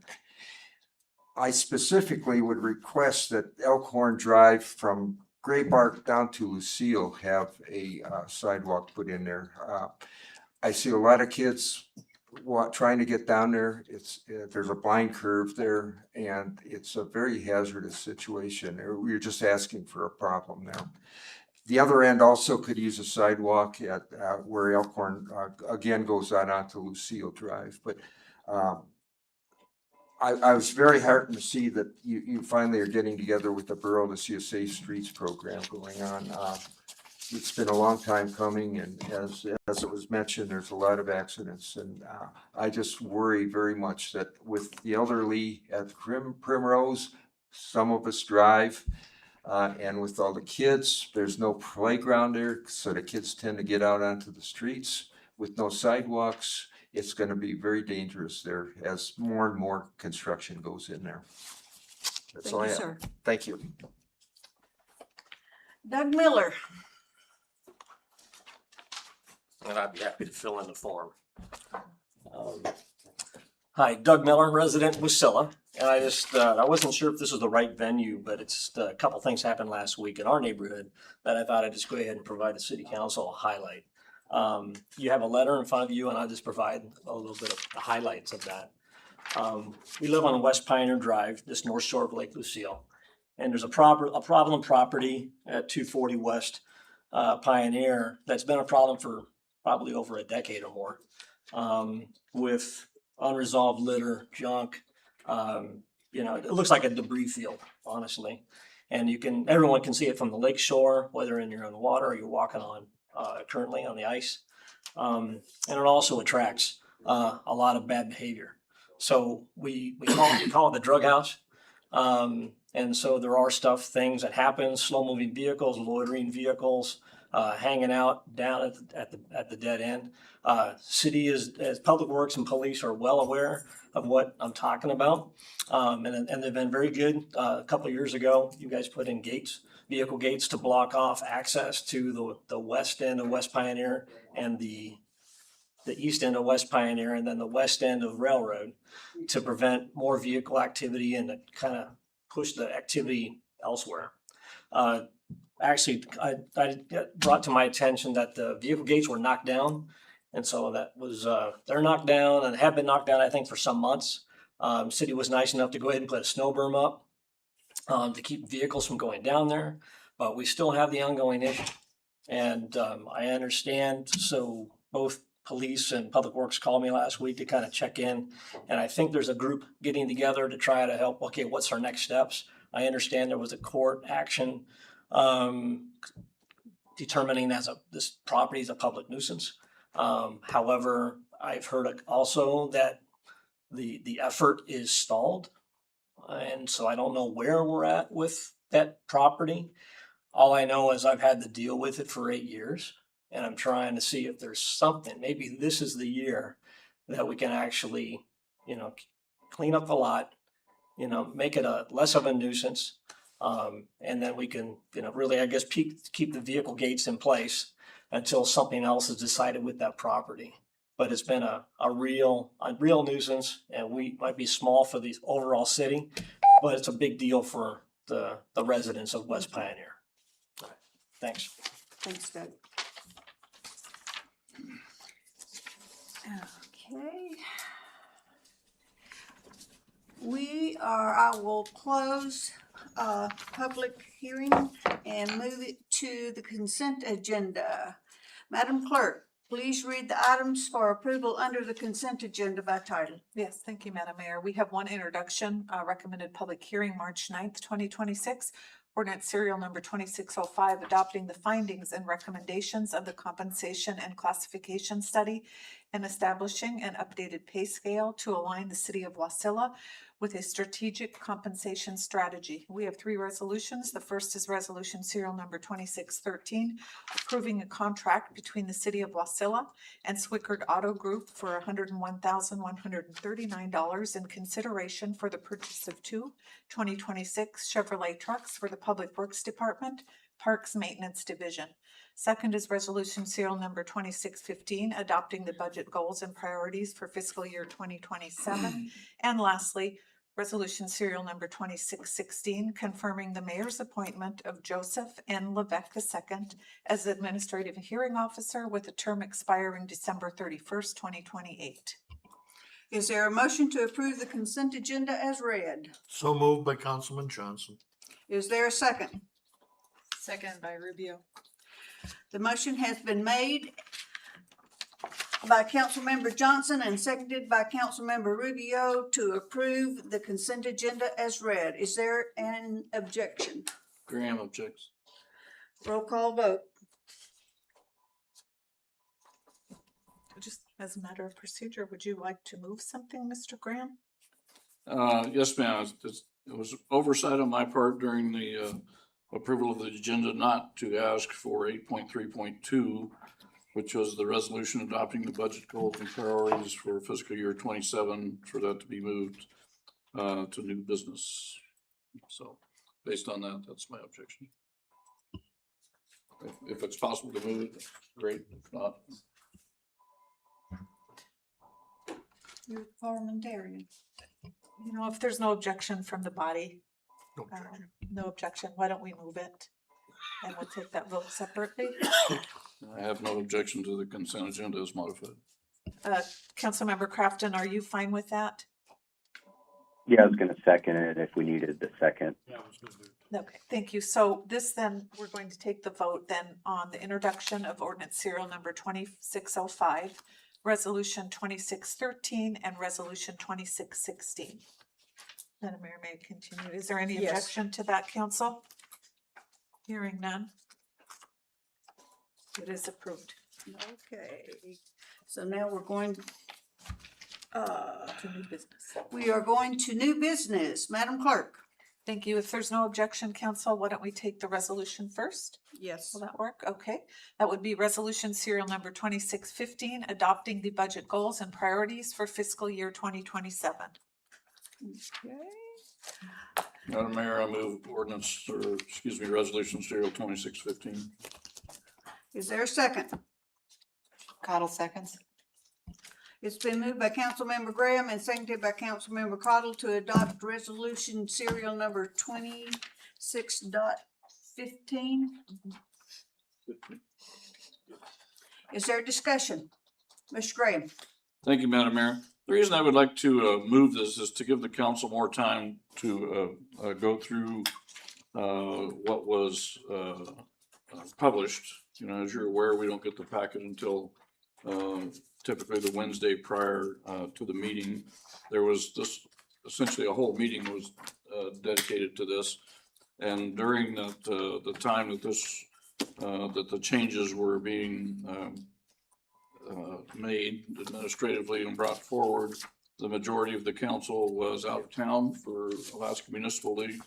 So that was the reason for my wanting to do this. So I move to postpone resolution serial number 2615 till the next regular meeting. Okay, is there a second? Seconded, Madam Mayor. Okay. The motion has been made by Councilmember Graham, seconded by Councilmember Crafton to postpone resolution serial number 2615 to the next regular scheduled meeting, Which is March 9th. March 9th. Is there objection? Is there further discussion? Hearing none, is there objection to the motion? Then resolution serial number 2615 is postponed until March 9th. Yes, ma'am. Now, okay.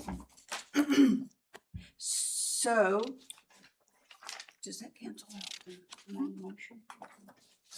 Does that cancel out the main motion? No, it'll come back. It comes back. Okay, all right. We have already done that. I'm kind of lost. Mhm. Thank you, Madam Mayor. So next before the council is resolution serial number 2614, accepting the City of Wasilla's fiscal year 2025 annual comprehensive financial report for public record. Is there a motion to adopt resolution serial number 26-14? Councilman Johnson moves resolution 2614. Is there a second? Graham seconds. It has been moved by Councilmember Johnson and seconded by Councilmember Graham to adopt resolution serial number 2614. Is there discussion? Hearing none, is there objection to the motion? Hearing none, the motion is adopted. Okay. Communications. Can I read this? Mhm. Okay, next is communications. We have just the regular planning commission meeting minutes, January 13th, 2026. Okay. We are on to audience comments, which is a time for members of the public to share their views with the council. This is not a question and answer period or a time for dialogue. Speakers may be referred to administration, or issues raised may be taken under advisement by the council or administration. Is there anyone in the audience? Seeing none, I will close audience comments. We are now back to the dais. Madam Clerk. Let's see. Thank you, Madam Mayor. Just want to remind everybody, if you haven't turned in your APOC POFD, they are due by March 15th. And then we'll see you all here next regular meeting, March 9th. So that's all I have. Thank you. Thanks. Madam Attorney.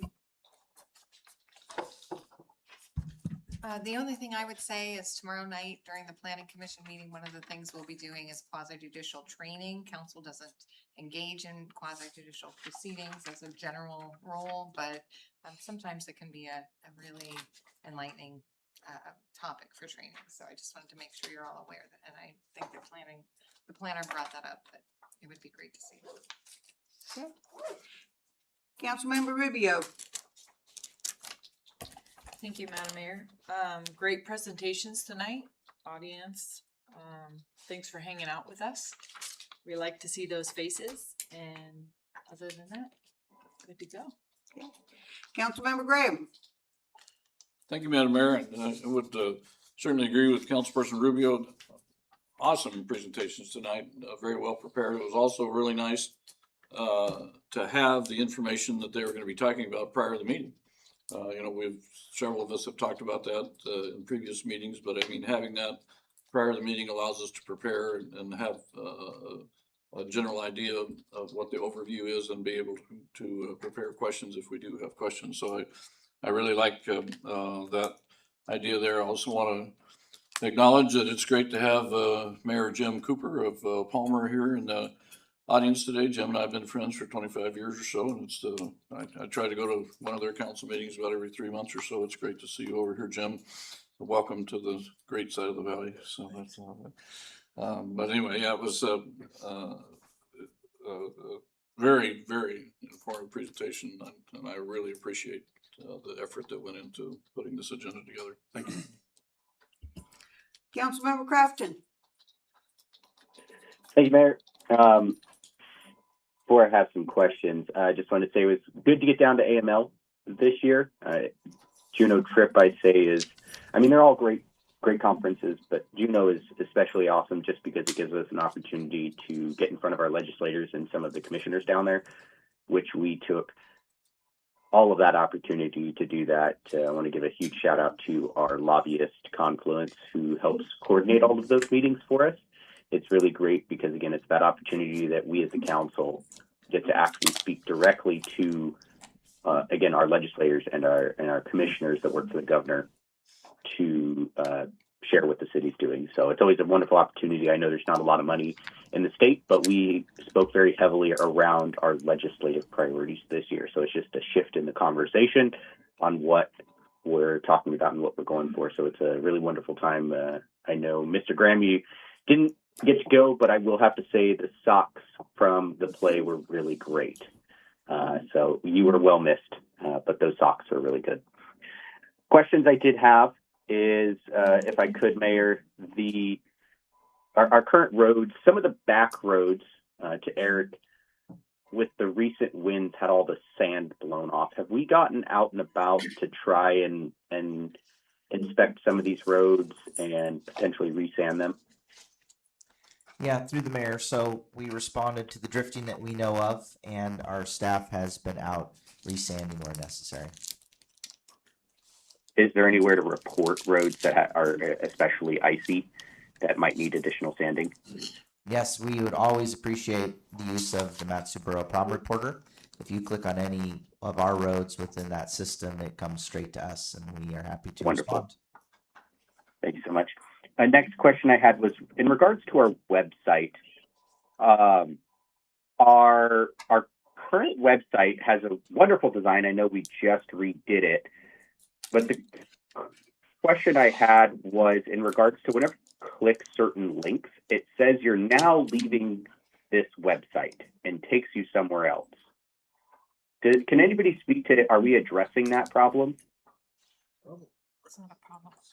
Yes, Jamie. Through the chair to Councilmember Crafton, I can tell you on the clerk side of the house, when you do leave the city website, which is, I can't remember the name of the vendor, it's changed, I want to say Civic Web, Civic Plus, and you go, for instance, to the municipal code, which is housed by another agency, it's typical protocol when you design websites to say you're leaving our domain and you're going into what I call portals. And so that's recommended by the website developer. That's standard. You'll see that across the board. Mm-hmm. Even when the landing page is our own website?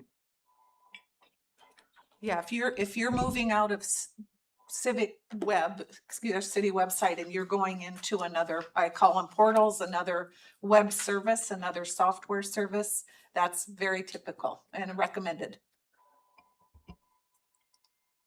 That's really interesting because I mean, the one I use most common is Meeting Portal. So when I click the Meeting Portal button, it says I'm leaving the website, but once the page turns over, I'm still back at the city of Wasilla, Alaska. So to me, it's a little confusing here. No, you're. But if that was the Councilmember intention, was that the intention of the design? No, when you leave and head into the iCompass, the Civic Plus, the meetings portal, you'll see a different web address. It's not cityofwasilla.gov. It may have some of the same design features, but if you look in the address bar, it's a completely different address. Interesting. Okay.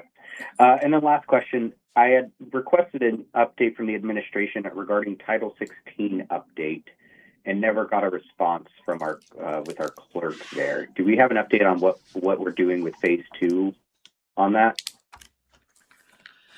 I can speak to that briefly. Our attorney will speak to that.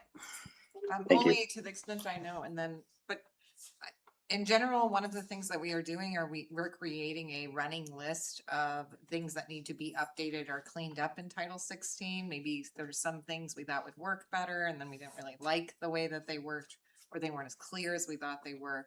On the other front, there is phase 2, and that phase involves reacting to your comprehensive plan and making changes to your district use charts, things like that, in response to a completed comprehensive plan. One thing we're finding is it doesn't seem like everyone is eager to wait until phase 2 when things come up. You know, council members, planning commissioner members are noting those.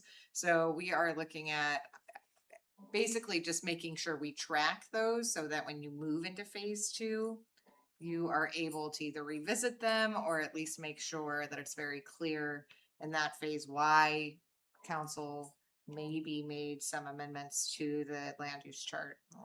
But for the updates, so things that work, things that don't work, things we want to clean up, we really are trying to sit with the code for a year, meaning that we accumulate those changes, and this summer the Planning Commission will start looking at an ordinance to make those changes that incorporates all of those cleanup changes. We're not talking about the substantive changes to, say, a district, right? And then that way we can get it back in front of council and passed, if council so chooses, before September 2020. 6, right? So that way it's almost exactly a year, and then that cleanup goes into play. That does not mean council or the commission should not make other changes, Councilmember Crafton, but hopefully that gives you sort of, that's our running timeline as far as I know. Thank you. And so if we did have a change that we wanted to make, would the best, even though we control the code at the end of the day, would we still want to do maybe a resolution saying, hey, this is how we felt about XYZ that might have happened, or this is what came across their desk, recommended down to the Planning Commission for review on this item? Is that what you would suggest if we wanted to do something earlier than normal or earlier than what we're expecting and planning for? I think you can just do it as an ordinance, and then council can decide, is this something we want to take up now, or is this something we don't, right? There's a part of me that really likes holding the substantive changes to the districts for phase 2 since you're in the middle of a comp plan review process, but I'm a lawyer, so it makes, if that is what you want to do as individual council members, and you feel, that's important to you, then you should absolutely move forward with the legislation, and we'll adapt to that, to your agenda in that sense. Okay, thank you. Other than that, thank you for the wonderful presentation today. Miss seeing you guys all tonight. Wasn't feeling well and didn't feel like I wanted to share it. So I will see you guys all next time. Thank you so much. Councilmember Cottle. Thank you, Madam Mayor. Good presentations tonight. A lot of good information, a lot of things to think about. I just want to make a couple quick comments about our trip to AML. It was really a very good trip as far as meeting with our legislators our commissioners, and other elected officials from around the state. Being able to talk with elected officials, with our, other officials from Matsu, from around the state. You get to learn from each other. So you're not, every community isn't reinventing the wheel. You get to learn from other communities and what things didn't work for them, what things do work for them. I think it's great for our networking and information sharing. It was good to meet with our legislators. It was really good to meet with the commissioners. And it really does a lot when every commissioner that we met with tells us how they use Wasilla as an example. And that says so much for this whole entire team in the city here. And, it does our heart proud to hear those things, that we are an example, and they use us to try to show other communities how you can do things and how you can move forward and how you can grow, because so many communities in the state are struggling. So I'm just really proud of Wasilla and everybody that's involved in making this a great place. I want to thank Doug Miller for his letter and speaking up tonight. Full disclosure, Doug is my next door neighbor, and that is my neighborhood, and it's been an issue for a long time. The city has tried so many ways to try to rectify some of this issue. I was really thrilled when I came home from Juneau and Public Works and Roads had put that pile of snow out there again. Because I walk that road and around Snyder Park there, and I don't feel comfortable walking when there are cars down there with people in them. And it's wintertime, I walk in the dark a lot. It's not a comfortable thing. Even if I have my dogs with me, I do not feel comfortable with that. And the city has definitely tried to mitigate some of those issues down there. So I'm hoping there's a path forward with some of this, but I do appreciate, Eric, what you guys have done and what the city has done with I can't believe those gates came down. I don't know what the heck they could have rammed with that. It had to have been some pretty big trek to get that down, but I appreciate what you guys really attempt to do to make our neighborhood safe, even though we're just a little neighborhood. What the problem is, because it's an end of the road, people think they're not seen, and that brings a lot of issues to our safe little neighborhood and our safe little cities. So thank you for that, and I hope we can move forward with that. And that's all I have. Thank you. Councilmember Johnson. Thank you, Madam Mayor. Thank you, Council. Very good meeting today.